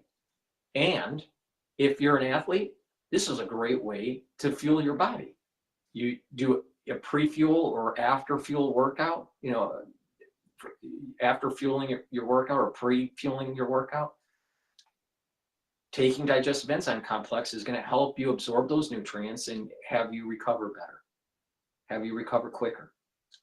Please go to my store, the-studio-reykjavik.com, and get the digestive enzyme complex. All right, let me continue on CNN. I interrupt too much, I apologize. But I mean, it's just the way I am. I mean, it's just, you know, sorry. To Tom Homan so he can do what President Trump promised. And if we delay, but the taxes expire in December, we've got plenty of time to deal with that. I worry that we're going to own another attack on our country. I worry that we're delaying this plan that President Trump ran on if the Congress doesn't give his administration, Tom Homan, the money to do the plan that he promised, that President Trump promised. We need to come together quickly on this, in my view. I want to ask about the Middle East. Yeah. Hamas on Saturday handed over 4 female Israeli hostages. They've been captive in Gaza for 15 months. Israel released 200 Palestinian prisoners. You've been very involved in this issue, Senator. Last night, when talking about Palestinians who live in Gaza, President Trump said he wants to, quote, clean that whole thing out. What does that mean? You know, I really don't know. I do know this, that Hamas needs to go. All of these guys with masks on and guns, they're scum, and I hope they're dead men walking. What they did to those 4 young ladies, parade them in front of the Palestinian community and put them on the world stage, was disgusting. My heart breaks for what they've gone through. So the idea Hamas survives is a non-starter for me. But the idea that all the Palestinians are going to leave and go somewhere else, I don't see that to be overly practical. I don't know what he's talking about, but go talk to MBS, go talk to UAE, go talk to Egypt. What is their plan for the Palestinians? Do they want them all to leave? You've Or do been they going, want? or what is the plan? Well, I think they want Palestinians to be able to live with dignity and security for Israel. You got to get rid of Hamas first. You can't do this without getting rid of Hamas. You're dead right. Hamas is the problem for the world, not just the Palestinians. But the question you asked is, I've said this 1,000 times.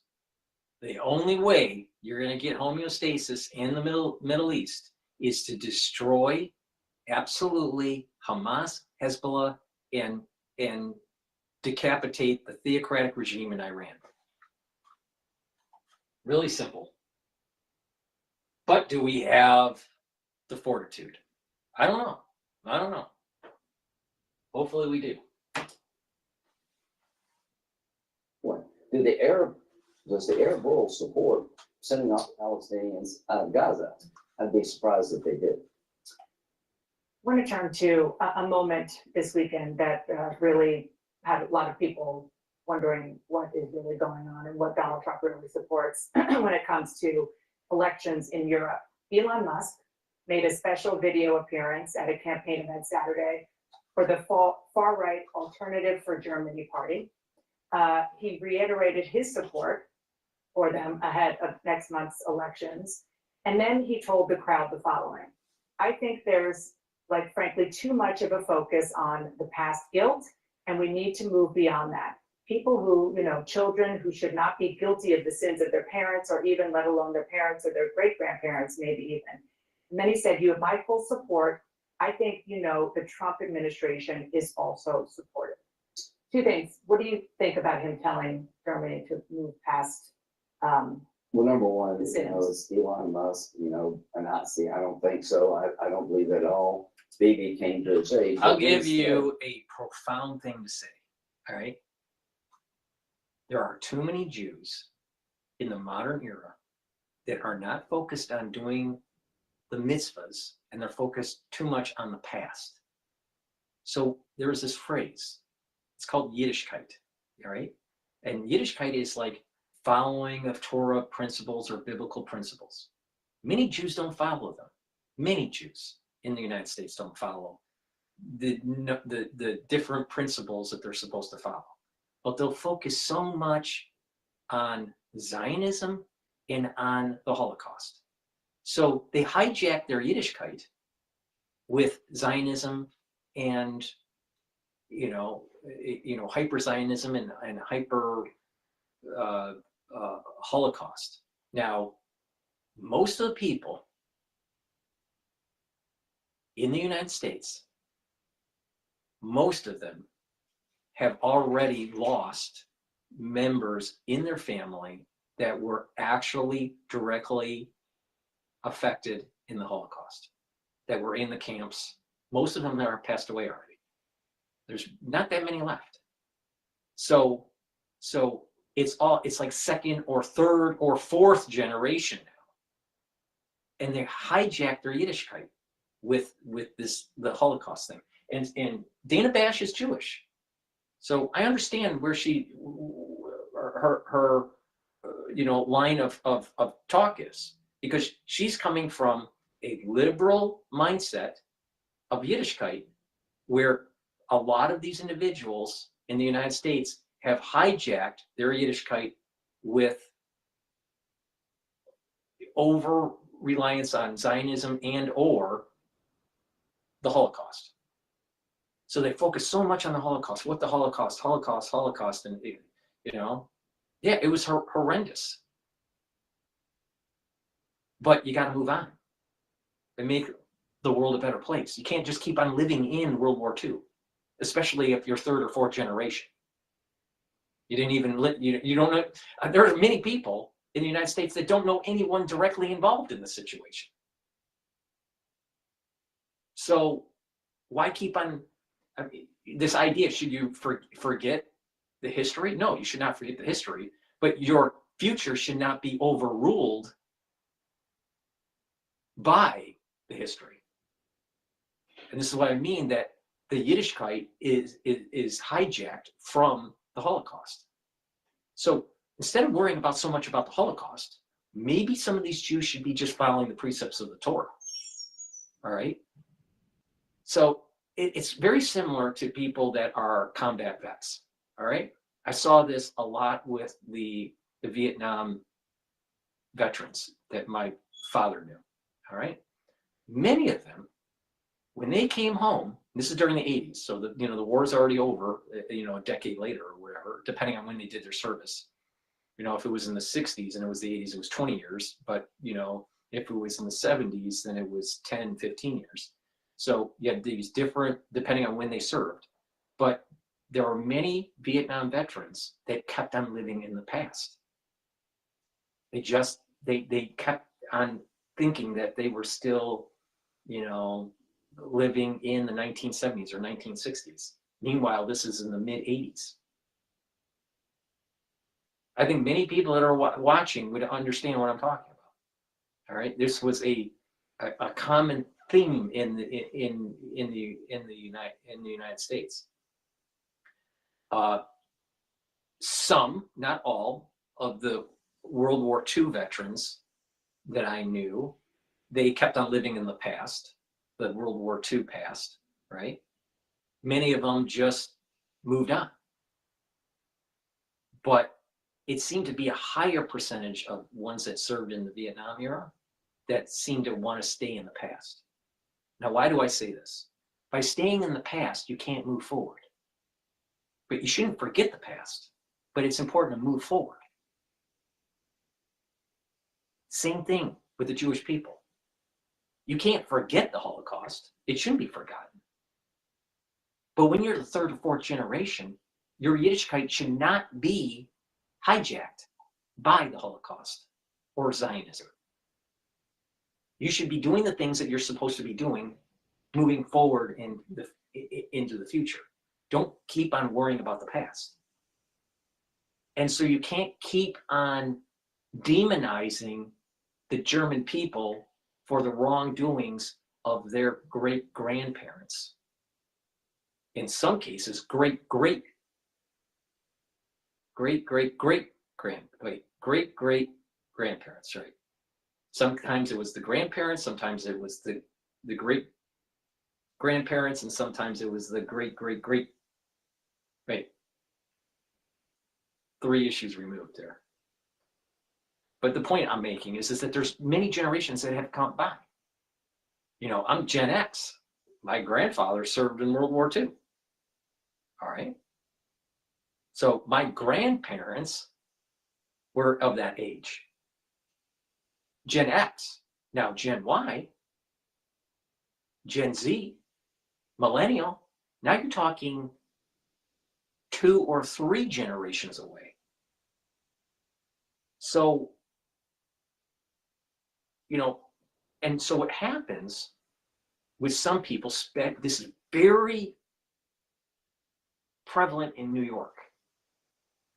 You'll have liberal Jews that will try to set a table for, let's say, Passover, and they'll have an empty seat, okay, at the table.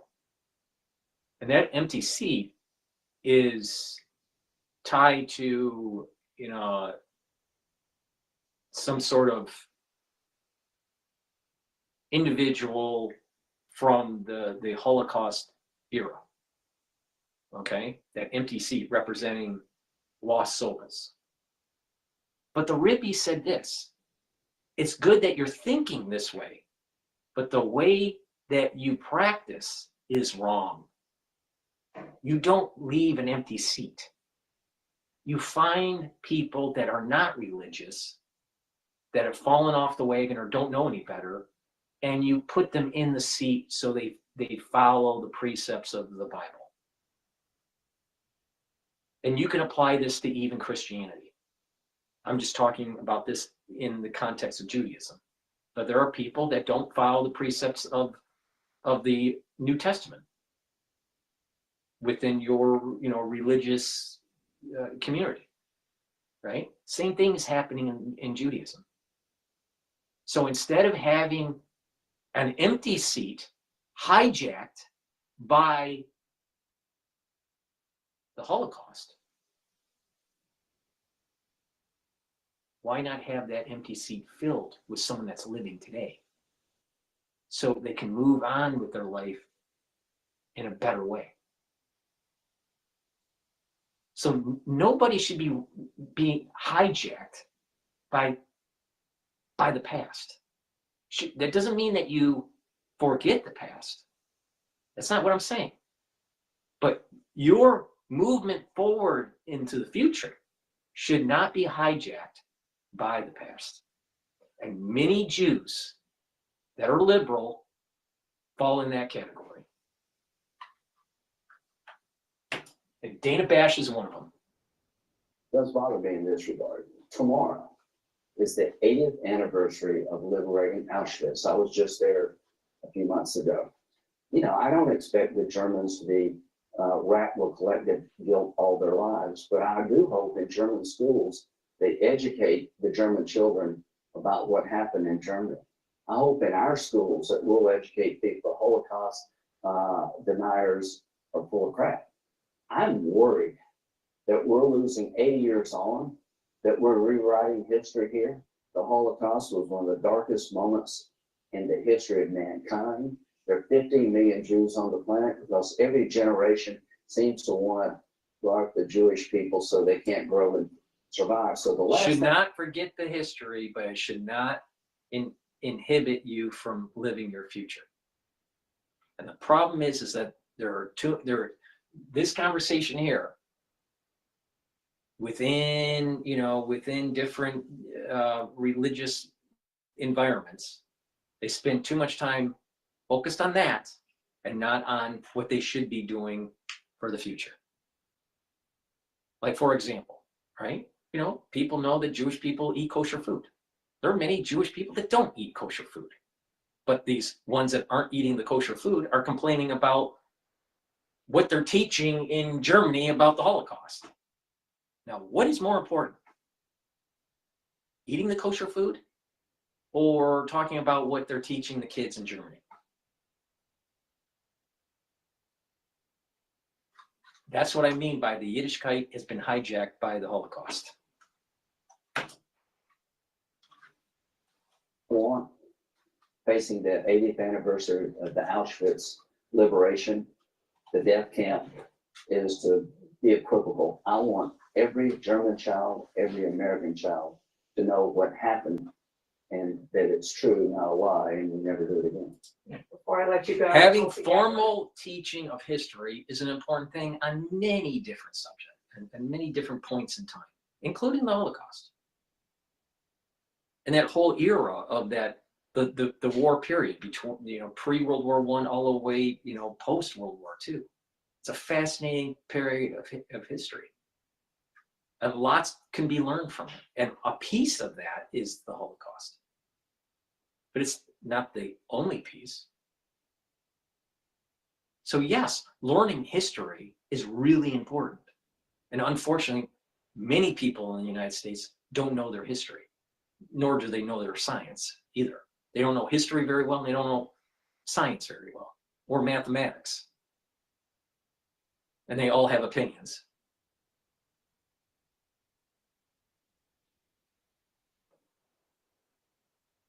But what is really important is to realize that it's not just learning the history, but also knowing how you be a better person, or there is that better alignment with God, country, and family, and having just a better ethical framework to live by.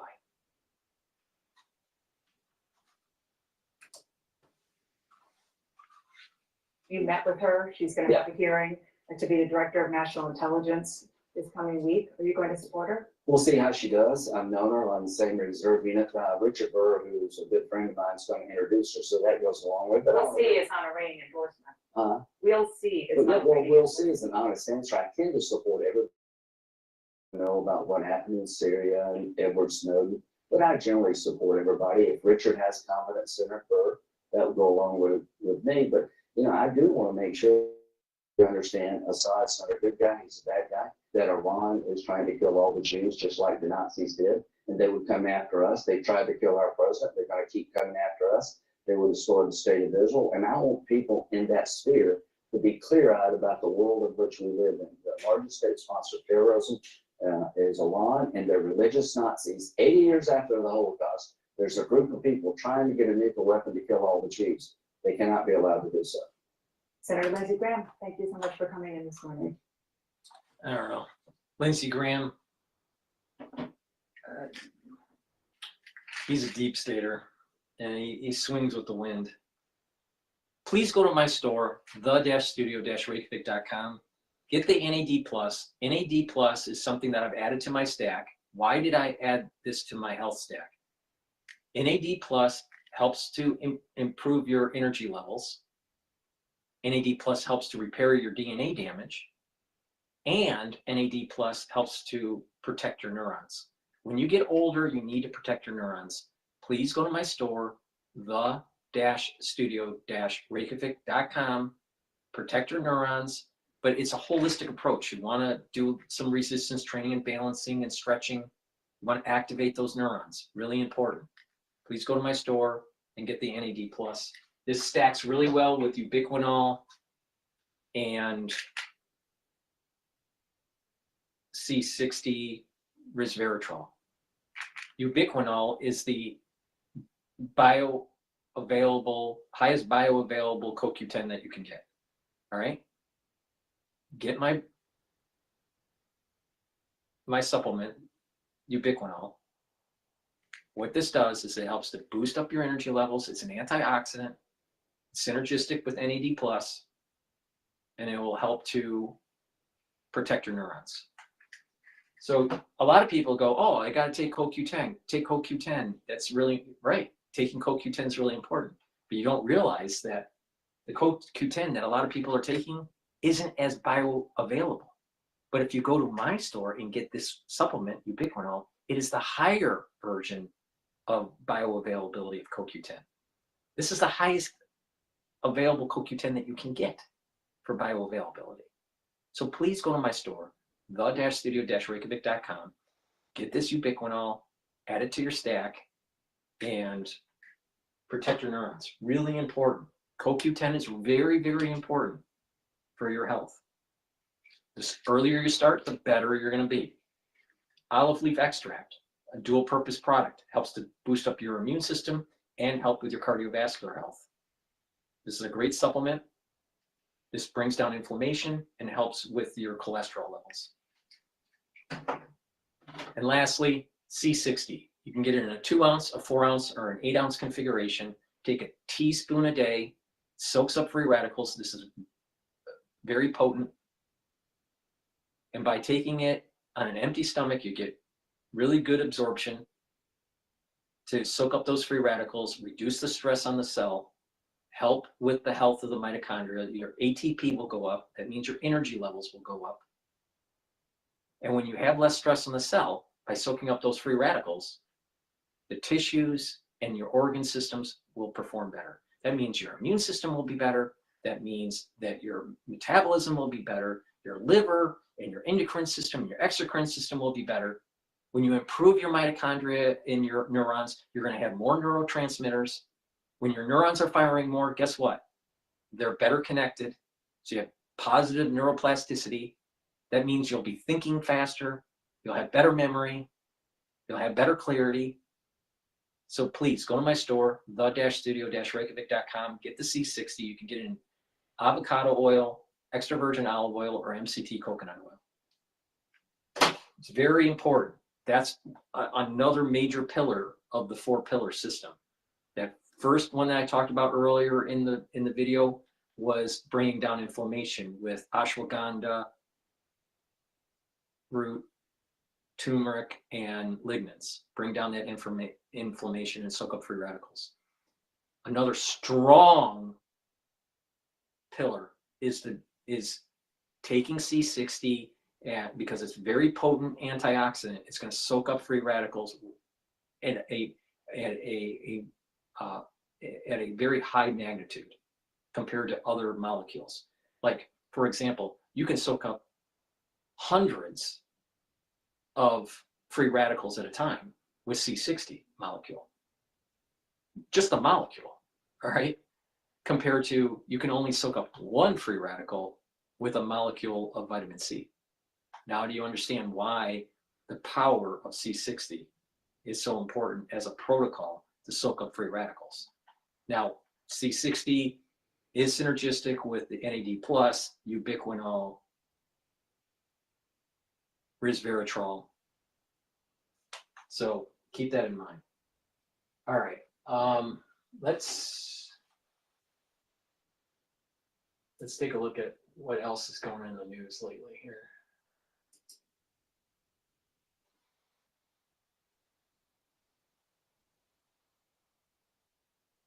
I don't really want to talk about this whole CIA assessment of what was going on in China because of the censorship on YouTube, but everyone knows my take on it.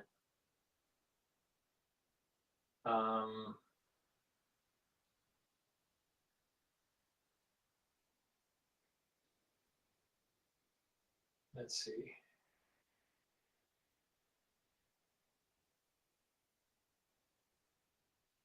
Big, bold. This is Fox News talking about big and bold. GOP senator seeks aggressive reconciliation package. Okta streamlines user access and governance across your digital ecosystem. Simply put, Okta helps keep your company secure when you had. And joining me now is Senate Majority Leader, Senator John Thune. Senator, thanks very much for joining us today. Great to be with you. Thanks, Maria. I want to begin, of course, with now the confirmed cabinet members, including the nation's new Homeland Security Secretary, Kristi Noem, the confirmed Defense Secretary, Pete Hegseth, Secretary of State Marco Rubio, and my next guest coming up, the new confirmed Director of the CIA, John Ratcliffe, who we'll get to shortly. Tell us what you're expecting in moving President Trump's agenda with these new confirmations.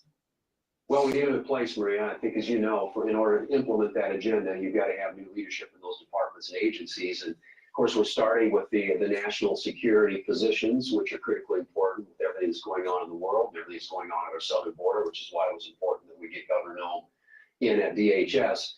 But as we move forward, we've got Treasury, Besson coming up, Sean Duffy at DOT, a whole bunch more that we're teeing up to get done. And it's just really important that they get in place, Maria, because, you know, you have a window of time. This doesn't come along all that often and sometimes doesn't last that long. And so we want to make sure the president has his team in place so he's able to deliver on the agenda that he talked with the American people about and that they voted for in November. Yeah, I'd like to look ahead to the confirmation hearings coming up, but I'm glad you mentioned timing. Because, Senator, why haven't we seen more confirmations sooner? It certainly feels like the 53 Senate majority Republicans are allowing the 47 Senate minority Democrats to confirm the confirmation hearing process. Is that right? Well, actually, we're ahead of schedule.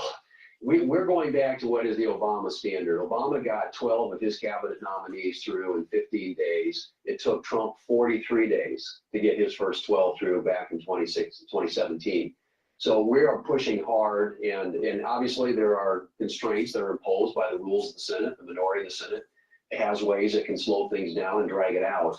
But we're actually at the current point ahead of the Obama standard. And so we're going to keep moving aggressively, moving quickly, forcing people to stay and to take votes on weekends, which we did this weekend. And we'll get them in place as quickly as we possibly can. But we are on the schedule that we laid out. Heaven forbid Congress actually works on a weekend.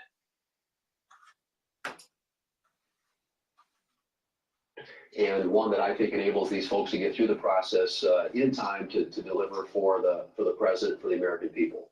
Okay, terrific. President Trump and the First Lady, of course, visiting storm-hit North Carolina and fire-ravaged Los Angeles, pledging to help. Tell me about that. How much aid are you expecting to commit to the California wildfires, and how did that change the conversation and the plans on your upcoming reconciliation? Well, we just did, as you know, a big package for North Carolina before the end of the year. And so we've sort of refilled the FEMA account, and we'll see what the request comes in from California. But obviously the Trump team will have to vet that, determine what they want to ask Congress for in terms of resources. And I suspect there's going to be a lot of scrutiny given to make sure that we're doing this in a way that is responsive to the need in California, but also responsive and responsible to the American taxpayer. So we'll take a look at that. What can ride on that? We will see. Obviously, we have to finish up all the spending bills from last year because the Democrats left us with that mess. We have a pile up at the end of the year. We haven't even funded, FY25, which we're currently in the middle of. And then we've got the fiscal year 26 budget. We got reconciliation, which is the vehicle that enables us to get a lot of things, the things that we want to get done on energy, on the economy, on the border, on military readiness. Those are all things that are sitting ahead of us here, Maria, and we're going to work aggressively to get it all done. But it's not obviously going to be easy, and how it all gets packaged together is still something that we are discussing with the president and his team and with our colleagues in the House of Representatives. So would the conversation change with the amount of money needed for Los Angeles? President Trump the other day said the California wildfires changed everything. I think that it did, and obviously it's a timing issue, and we have a lot of stuff, as I said, stacked up. We have a March 14th deadline that if we don't fund the government for this current year that we're in, the government shuts down. We got the reconciliation hanging out there. We got a debt limit we've got to deal with, and so how we piece it together and put it together is a subject of conversation right now. But I can assure you one thing: we will be working together as a team in a unified way to make sure that we deliver for the American people, address the needs that are out there in some of these really disaster damaged areas, but also make sure that we're addressing the concerns the American taxpayers have about the amount of spending in Washington, D.C. in these last few years under Biden and Harris, and getting us on a different fiscal track. Absolutely. And of course, that includes the tax policy part of this as well. Right. Let me get your take on the appropriate offsets that you would consider. Given now you've got some of your colleagues saying, I cannot vote for the tax portion of whether it's a funding bill or reconciliation bill unless an increase in the SALT deduction is included.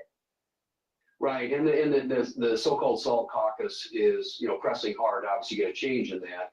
We're looking at, in the context of tax reform and the big package, obviously extending the current existing tax laws, some other things that the president's talked about. And hopefully a reconciliation bill will also include a significant amount of spending cuts, among other things, energy policy, all things border policy that we want to get done through reconciliation, which enables us in the Senate to do it a 51 vote majority instead of 60, which is what the more typical scenario is in the Senate. But all those things are going to have to be packaged together. And I guess my hope is that as we move through this process, we will do it in a way that enables us to get all the votes that we need in the House of Representatives. And it's a narrow margin there, including the SALT caucus on board with whatever it is we do. But we need to make sure that we are delivering on for the American people and preventing what will be a $4.5 trillion tax increase next year if we don't act by the end of the year. So we are on task on that, and moving forward, how we do it is still a matter of conversation. Are you considering specific offsets? Well, we are. Obviously, there's a long list of things that we're looking at. And again, it becomes a function, the number you have to pay attention to in the House is 218 and in the Senate is 51, because it's how much can you do and still get the votes that are necessary to pass something in both the House and the Senate. I'm somebody who likes to go big and bold. We don't get this opportunity very often. And like I said earlier, it sometimes doesn't last very long, where you have unified control of government and an opportunity to use budget reconciliation. So we should use it aggressively on tax policy, on energy policy, on border policy, and on the military, as we have talked about doing, and ensure that all those things get done in a way that keeps America safe, make sure that America is ready. If Congress, with what the Electoral College provided Trump, and the wins in the Senate and in the House, if the Republican Party cannot pass good legislation to move the ball forward for an America First agenda and to usher in a new era of Americana, then the Republican Party should never win another election again if they can't get the job. Because the people, the voters, we the people, were able to get them over the threshold to have this opportunity. Now, hopefully they don't squander it. But there's a tendency, because of the deep state and powerful lobbying groups that may be antithetical to Trump's policies, may try to slow things down. The Republicans have to deliver. They have to deliver, or they're not going to win another election for a while. But if they get the job done, we, the people, will be voting them for another. They won't have to worry about the midterm elections. If they perform well during the midterm, between now and the midterm elections, they will be in power for the second half of the Trump second term. It's that simple. They have to get the job done. If they don't, then they're completely incompetent and totally taken over by special interests. Deal with whatever crisis we face around the world, strengthens our economy and makes us energy dominant. I mean, these are all things, objectives. Again, the president has articulated that he campaigned on, the American people expect us to deliver. And so we are in the process of figuring that out and trying to determine, again, the two numbers you remember, 218 in the House, 51 in the Senate. That's, in the end, that's what it's going to take to get this done. Senator, as we close out here, what do you want to say about the bold agenda President Trump has put forth? I'm just back from the World Economic Forum, where we heard incredible optimism, and the president has talked about the Panama Canal, Greenland. He's also talked about changing the name of the Gulf of Mexico to the Gulf of America. In just a few days, of course, also including announcing $1.1 trillion in new investment into America, $600 billion by the Saudis alone. I just want to get your take on what is needed now with regard to defense, given the national security concerns around Pete Hegseth's confirmation. What are you looking for in terms of specifics in bulking up America's defense? Well, obviously, our Navy, and if you look at the number of ships we have relative to our adversaries, particularly China, that's something the president is interested in an American Iron Dome concept. But frankly, the thing we've got to do, Marie, is we've got to increase the top line. We have underfunded, and in the Biden budget, there wasn't a single Biden budget that kept up with the rate of inflation when it comes to the military. And so we've got some making up to do. We need to spend it wisely and well and make sure that we're investing in our military in a way that keeps our warfighter capable for whatever the threat metrics is out there that we're dealing with. But, you know, in the end, it's all about keeping the country strong economically, and the things that the president is doing and the things he's talking about. I think there's a very compelling argument on Panama, a very compelling argument on Greenland, and optimism in America that we haven't seen in a long time. I think this has been a sluggish country, a country that's been bogged down under the weight of government regulation and red tape and taxation. And this is a president and a team working with him in the House and the Senate that wants to liberate the American people and investors. I mean, one of the reasons you see other countries, Saudis and others, wanting to invest in America is because they see America now as an attractive place to invest, knowing full well that they're going to have a different environment, economic environment to deal with when it comes to taxes and regulation and energy and a whole range of other issues. We want America to be the magnet. And I think that with these policies, it will be. That is just terrific, Senator. Real quick on Scott Bessent, how important will the crypto legislation be in next week's hearing? Well, I think that obviously crypto is playing an increasingly important role in our economy. There's a lot of interest in how do we legislate around it, create sort of a framework.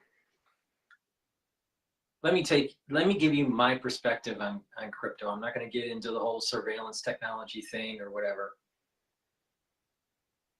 The economy doesn't need crypto. It's a virtual commodity. It's a lot of bullshit, but there is activity. And there's big money moving into these funds now to have price movement. Now, it's very volatile, but the thing is that you have a lot of senators and a lot of representatives that have invested in companies like Coinbase or have invested in miners or have bought Bitcoin, and they will benefit from legislation. So this little statement that he has about that we need it for our economy is total bullshit. What they really need it for is to make themselves richer. So if they pass legislation that is going to have some regulatory framework that seems to be bullish for Bitcoin, then the ETFs and the price of the coin will go up. And you're going to have senators and representatives getting rich, like Senator Cruz. But this statement that the economy really needs it is total bullshit. Your economy doesn't really need it.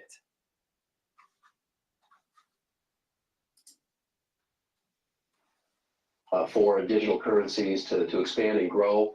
And we're considering that. There are a couple of legislative solutions that have been proposed. And clearly, Secretary Bessent will have a lot to say about what that looks like. And so we'll be working closely with him and with the president and his team to fashion something that addresses the crypto world and what has become an increasingly, I think, attractive place for a lot of Americans and other people around the world to invest. Yeah. Senator, it's great to have you. So they'll want you to invest into a virtual asset, but not really invest in real hard assets. So it's a virtual commodity, all right, or a virtual material, you know, like virtual gold or virtual oil, all right, but not have you really invest in real hard assets like oil or gold.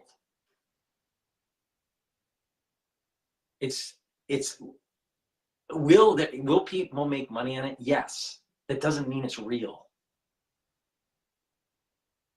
And the unique situation here is that with Congress passing legislation on crypto, it's going to justify the virtual, quote, need.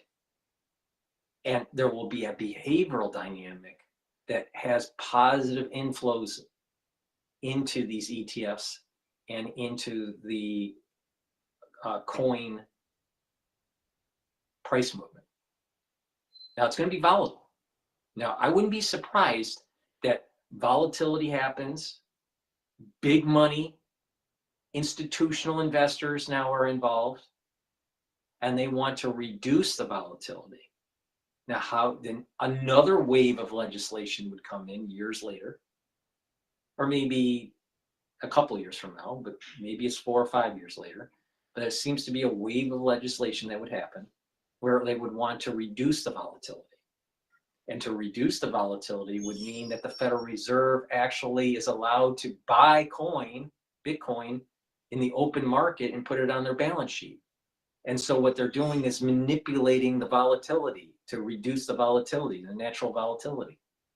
And so people that thought that Bitcoin was going to, circumvent the Federal Reserve, know what the reality of the situation is? That through the legislation from Congress, over time, you're going to need the Federal Reserve to actually stabilize the volatility. And this is the reason why a lot of people that went into crypto are fucking idiots. All right, they're thinking that they're going to circumvent the central bank. The central bank is going to get stronger because they're going to be a lender of last resort to stabilize the volatility in the Bitcoin market. Duh. And not only that, they now have a blockchain backbone that you can ride on with a digital currency that the Federal Reserve will issue that will track and trace you on a digital ledger. But you can make a lot of money on it. But just because you make money doesn't mean that you're better off. That doesn't mean that you are freer. And there are a lot of people in Congress that have set their portfolios to benefit with this legislation. So if you think you're a libertarian and that crypto is the way to go, you're a fucking idiot. You're not understanding what really is happening.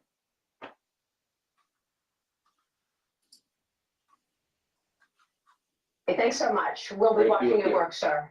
Hey, thanks, Maria. See ya. Thank you. Senate Majority Leader John Thune. Hey, Sean Hannity here. Hey, click here to subscribe. Please go to my store, the-studio-reykjavik.com. Pay attention to the protocol and the stacking that I do to help improve different systems of your body. The one that I'd like to talk about right now is how to improve your cardiovascular system and your bone density. D3 helps to absorb calcium. It also is a gene expression cofactor, very important for your cells, and it helps to get rid of cells to go into apoptosis. K2, MK7, vitamin K2, you couple it with D3, and what will happen is it'll allow you to deposit that calcium, remodel your bone to have a higher bone density. But to increase your bone density, it also takes resistance training, right? Some weight training, and and working out on a regular basis. It takes 5 to 7 years to fully remodel the matrix of your bone. So if you're starting to have bone density issues, it's going to take 5 to 7 years to correct it. So you have to start taking your calcium, taking your D3, and taking your K2, and doing those resistance exercises to be able to build and remodel your bone. Really important. This stack will also help reduce the probability of increasing plaque buildup. So it's going to help with your cardiovascular system. You can also stack it with nattokinase. Nattokinase is fibrinolytic, which will break up clots, and nattokinase will help to control your lipid profile, help with your total cholesterol. It'll lower LDL levels and increase your HDL levels. Stack these together for better cardiovascular health, and stack the K2 D3 and take additional calcium or drink milk and do resistance training to help build more bone density. So that's a great way to get healthy. All right. You can also reverse osteoarthritis if you do some low intensity resistance training on the injured area that you want to correct. Taking milk or higher doses of calcium, and taking the D3 K2. It takes about 9 months to remodel, but it can be done. You can reverse osteoarthritis. NAC This is something that I've added to my stack. This helps to boost up glutathione levels, soaks up free radicals in a different pathway. It is synergistic with C60. C60 soaks up free radicals one way. NAC soaks up free radicals a different way and boosts up your glutathione pathway. It also helps to detoxify your liver and your kidney, and NAC helps to reduce anxiety. So those 4 supplements are great to improve your health. So please go to my store, the-studio-reykjavik.com. The link is in the description of this video. Get healthy. Make sure you use discount 5. You get $5 off. If you buy the supplements in a longevity box or an anti-aging box, the boxes are discounted, and you can use discount 5 also on top of that. So I've found many ways to try to lower the price so you get healthy. It's important that you get the products that I offer on my store, follow my protocol to the best that you can, and be consistent on this. Soak up those free radicals, neutralize pathogens, bring down that inflammation, boost up your energy levels. Really important. All right.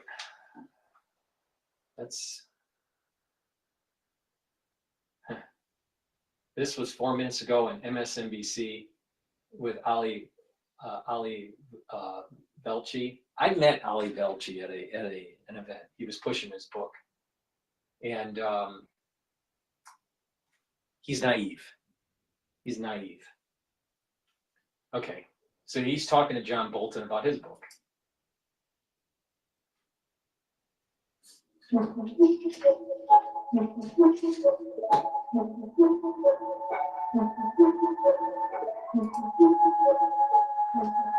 Cited as the reason to revoke Ambassador Bolton's security clearance. Ambassador, good to see you this morning. Thank you for being with us. Okay, let me roll back the timeline here. Joining me now to discuss this is the Ambassador John Bolton. He served as one of President Trump's multiple national security advisors during his first administration. He also served as America's ambassador to the United Nations during the George W. Bush administration. He's the author of multiple books, including The Room Where It Happened, a White House memoir, which President Trump cited as the reason to revoke Ambassador Bolton's security clearance. Ambassador, good to see you this morning. Thank you for being with us. Glad to be with you. Ambassador, You see how deep state Bolton, where the deep state's hiding in his mustache, how he's taking this as an opportunity to sell his book. And remember when he released the book, you know, it was all about demonizing Trump. And that's how he sold books. He's doing the same thing. It's just book pushing.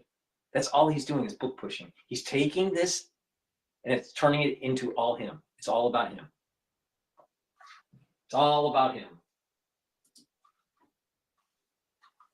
I want to start with this issue about your book, the allegation that you published sensitive information. Just to be clear, when that happens, if that were to happen, if you published a book that had classified information without the approval or the clearance of the federal government and the CIA, they would absolutely have come after you. They've done that with other people. If you publish things you're not supposed to publish that are national secrets, they'll come for you. Tell me about this. Well, the book went through a 4-month-long pre-publication review, which is typical for books by senior officials in the national security space. And at the end of it, the official who conducted the review had made a decision there was no classified information in the book and that the book could be published. Well, what Trump didn't like was not the classified information point, and you'll notice in that executive order it says sensitive information, not classified information, and it was sensitive because much of it was critical of him. So he tried to order another review to get the outcome he wanted. Now, let me just say, that throws the entire pre-publication review process into. It's not about this,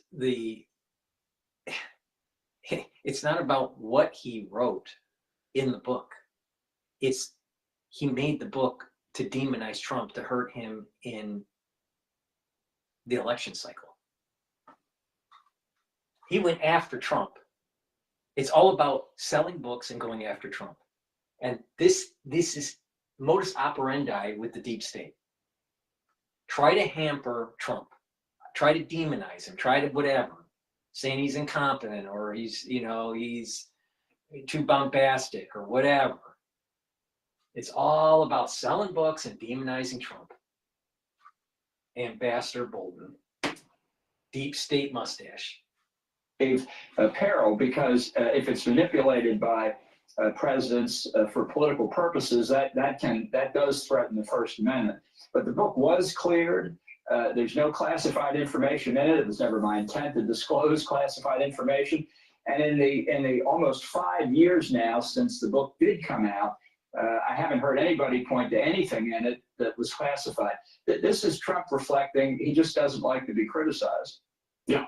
One of the things that came up in the declassification, taking people's security clearances away, I remember having this conversation with the former CIA director, John Brennan. The argument was that you all use your security clearances for personal profit. Brennan made an interesting point to me once, and I want to know what you think about this. He said, I don't really use the security clearance for anything, but when the government needs to consult me about ongoing things, which they sometimes have to, they got to sometimes reach into the past and say, hey, Bolton, you were at the UN when X, Y, or Z happened. We want to talk to you about this. You need your security clearance in order to get the latest information. Talk to me about the relevance and or dangers of revoking security clearances of people who once had them.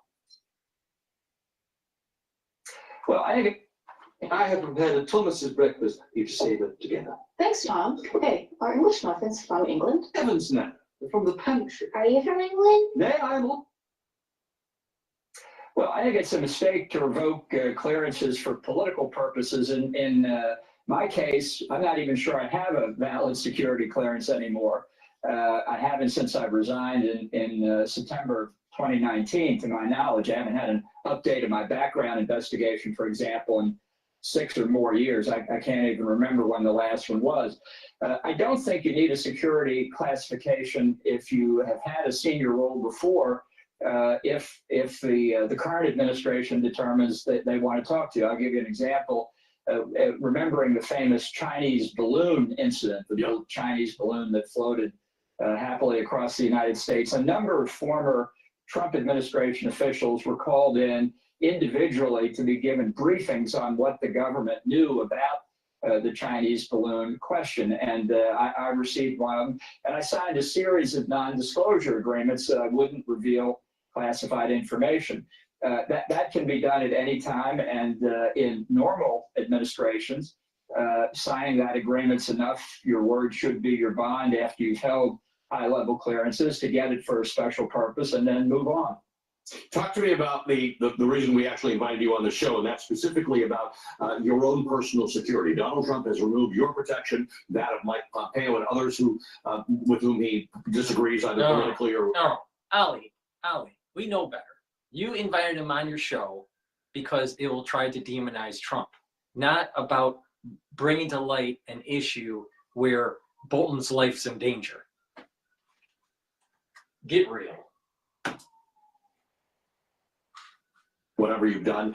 Talk to me about this decision for you and how it affects future members of government who are going to be forced to make dangerous and personally perilous decisions on an ongoing basis. Well, the president has the authority to designate Secret Service protection for individuals that he determines who are not necessarily part of the government. So do other agencies of the government.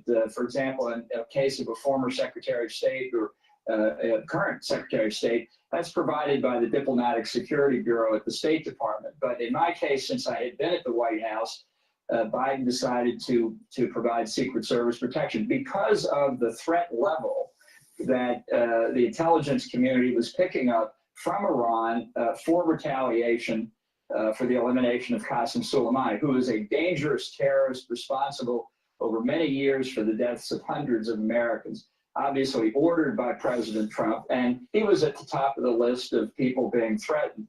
The concern about the threat level, in my case, which maybe was a little more advanced than some others, resulted in criminal charges being filed by the Justice Department against Shahmanpour Safi, an official of the Iranian Revolutionary Guard, for trying to hire a hitman to assassinate me.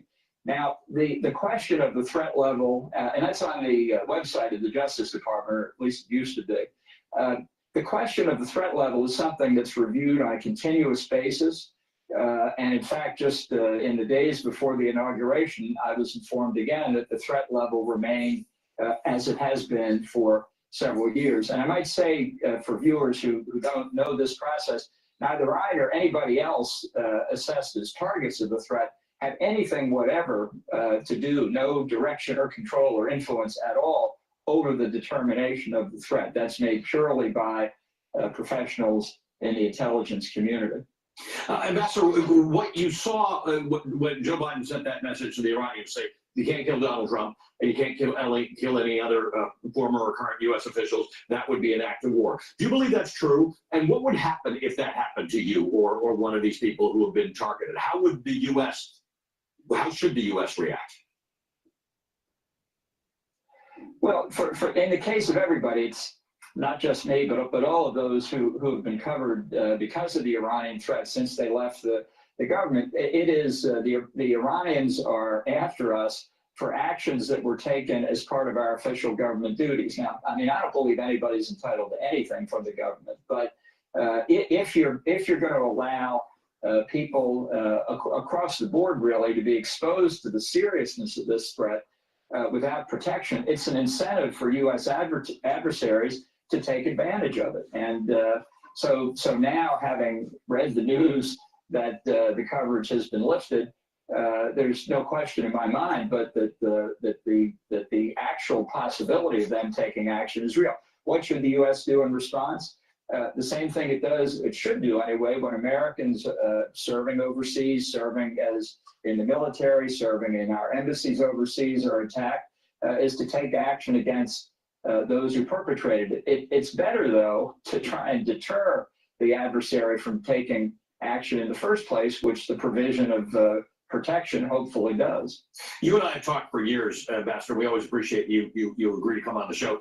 You and I don't actually agree on a whole lot of policy issues, but that's besides the point. That's the whole exercise of being in media. I do want to ask you, however, because you have a lot of experience in understanding what the Director of National Intelligence has to do. Tulsi Gabbard has her hearings this week. There are some deep and serious concerns. I don't know if they're enough for people for Republicans to vote against her, the advancement of her nomination. What's your sense of whether Tulsi Gabbard is qualified to be the Director of National Intelligence? Well, she's not qualified. Financial. That feeling you get when you're on budget and on cloud nine. Let financial become your everyday state of.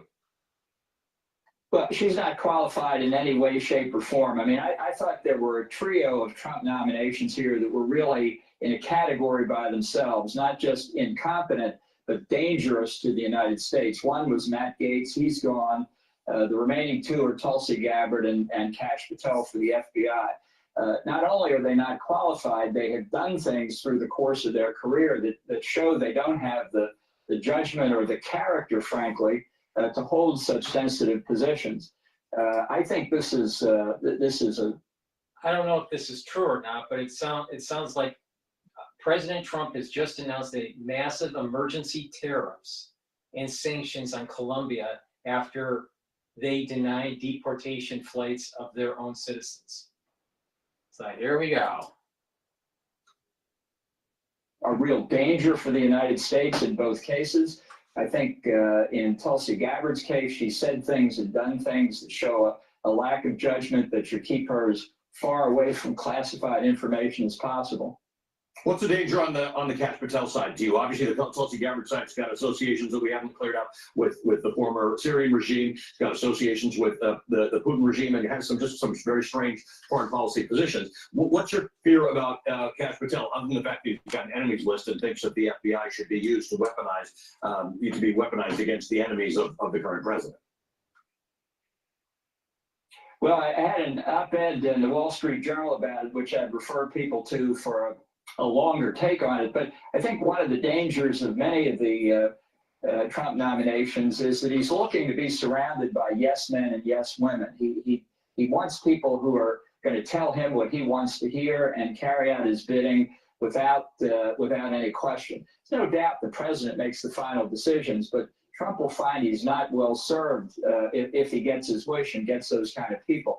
But particularly in a job like Director of the Federal Bureau of Investigation, This is something as part of a retribution campaign, if that's what Trump is about. It certainly seems that way, that makes it particularly dangerous. And I think it was very instructive that a few weeks ago, former Judge William Webster, who is the only person who's ever been both director of the FBI and director of the CIA, came out strongly against Patel getting that job. I hope people listen to Bill Webster. That's the kind of person with integrity. He came off the federal bench. He was a Republican appointee to the federal bench, but became FBI director under a Democrat. That's the sort of person you want leading the FBI, not Kash Patel.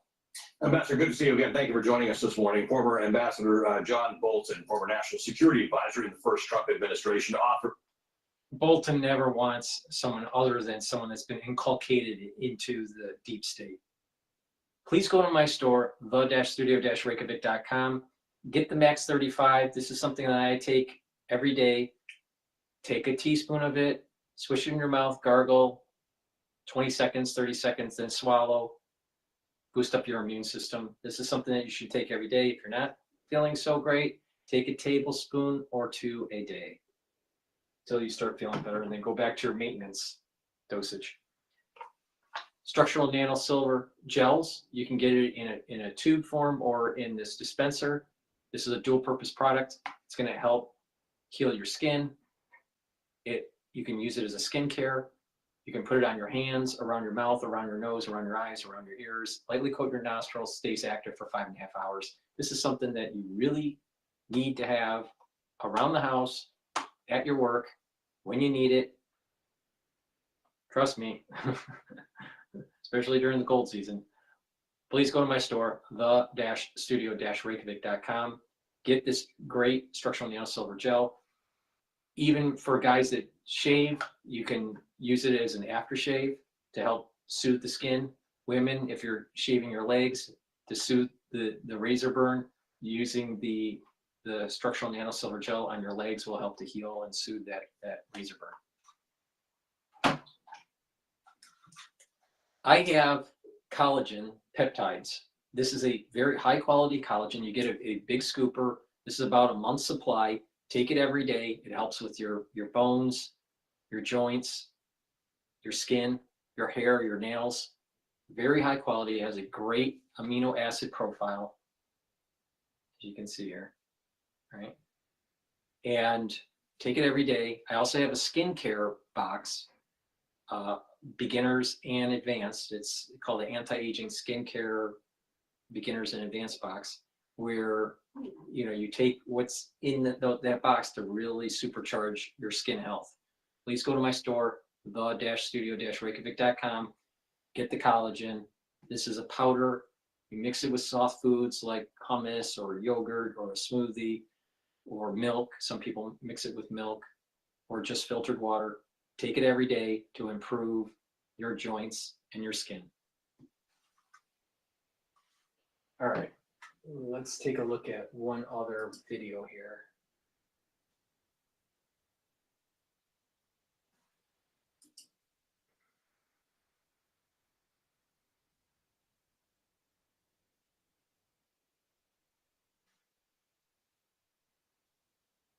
All right, this is about the Colombia retaliation.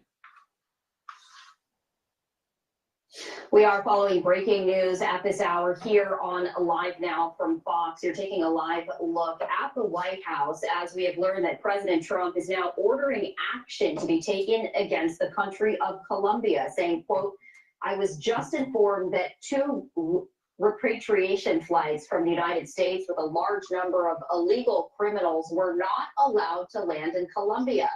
This order was given by Colombia's socialist president, who is already very unpopular amongst his people. His denial of these flights has jeopardized the national security and public safety of the United States. So I have directed my administration to immediately take the following urgent and decisive retaliatory measures." And he also just shared that information in a social media post. Some of those measures include an emergency 25% tariffs on all goods coming into the United States. In 1 week, the 25% tariffs will be raised to 50%. also issuing a travel ban and immediate visa revocations on the Colombian government officials and all allies and supporters, visa sanctions on all party members, family members, and supporters of the Colombian government, enhanced customs and border protection inspections of all Colombian nationals and cargo on national security grounds, treasury, banking, and financial sanctions to be fully imposed. President Trump saying, quote, "These measures are just the beginning. We will not allow the Colombian government to violate its legal obligations with regard to the acceptance and return of the criminals they forced into the United States." This is a look right here of the social media post that he just issued there on Truth Social. That's on the left-hand side of your screen. On the right-hand side of your screen, that is a social media post by a Fox News journalist, Bill Malugin. As we continue to follow this breaking news, as we have learned that President Trump now ordering action to be taken against Colombia after 2 flights from the United States with a large number of illegal criminals were not allowed to land in Colombia. President Trump saying that the order was given by Colombia's president, and his denial of these flights, President Trump writes, quote, "has jeopardized the national security and public safety of the United States, and therefore he has ordered his administration to take a number of retaliatory measures, including emergency tariffs, a travel ban, revoking visas, sanctions, and also financial sanctions as well." All righty. It's going to get more interesting with the Trump administration, especially when it comes to deporting the illegal immigrants, especially the ones that they're the first wave, which are criminals. Please go to my store, the-studio-reykjavik.com, and that 4th pillar that I've been talking about is about boosting up your metabolism and your energy levels. Boomer Boost has 68 nutrients. It has a very comprehensive profile that's in this powder. So please go to my website and take a look at the label. But there's a big scooper in here. Take it once a day, either for breakfast or for lunch. This can be your lunch, right? You mix it with soft foods or with filtered water or with milk, all right, or a smoothie. You'll lose weight, you'll gain energy, it'll help with your heart and your cardiovascular system, improve your heart and your cardiovascular health, improve your brain function, you'll gain strength, it'll help with your metabolism, it'll increase your energy levels. This is like a superfood, all right? You should be taking this every day, very important. So this is this new 4th pillar to this protocol that I have. Again, the first pillar is the Max 35. The second pillar is the turmeric, ashwagandha, and lignans. The third pillar is the C60. The 4th pillar is the Boomer Boost. All right, you take all those, and it's pretty powerful stuff to get healthy. Then you do some resistance training, do some cardio, do some stretching and balancing exercises, and you're really improving your health. And lastly, I also have Gladiator barley, and heirloom barley. And this is a high density protein. You can take it separately or you can take it with the Boomer Boost. It works better with the Boomer Boost. And the Gladiator barley is really supercharged to help to increase your strength. This is great if you work out. It's great to, when you're older and you need to, get some muscle mass. It reduces inflammation. It soaks up free radicals with superoxide dismutase. It's going to detoxify your body. Heirloom barley also helps to detoxify your body, reduce inflammation, and soak up free radicals with the superoxide dismutase. Both are very high quality that you can mix with the Boomer Boost.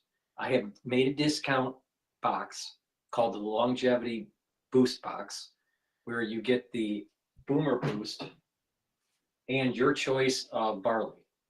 heirloom barley or gladiator barley at a discount. All right. That way, you're taking this together and you're getting healthy. If you really want to control your blood glucose levels, a great way to do it and to lose weight is to take the gladiator barley and the boomer boost together. It's a powder. You mix it with a soft food or with a smoothie or, with milk or, filtered water. Take it every day and you'll be able to lose weight. You're going to have more energy. If you work out, you're going to gain strength. You're going to recover quicker. And you're going to be able to control your A1C levels. That means you're controlling diabetes. Really important. So please get healthy. Get that longevity boost box. I have it in a discount. Also I added an additional discount where you can just use discount 5, all caps, the number 5 on any order, and you'll get $5 off. Again, if you buy the anti-aging boxes or the longevity boxes, you get a built-in discount within that box compared to buying the individual products. So this is a great way to get healthy. That's the end of my transmission. We covered a lot. Unfortunately, my X-Spaces died because of my phone wasn't charged fully. I apologize. For the ones that are watching on Rumble or on YouTube, I have X-Spaces usually on where you can do a call in and tell me what you would like to talk about. It's supposed to be interactive. Sometimes people are a little shy, but this is supposed to be an interactive process, a show, and I want feedback. I want your thoughts on some of these topics. It's not just me talking. Thank you for listening. Please help support your health and help support my work by going to my store, the-studio-reykjavik.com. Use the discount 5, get those products, follow the protocol, follow the stacking that I suggest, and you're going to get healthy. Thank you for listening and have a nice day.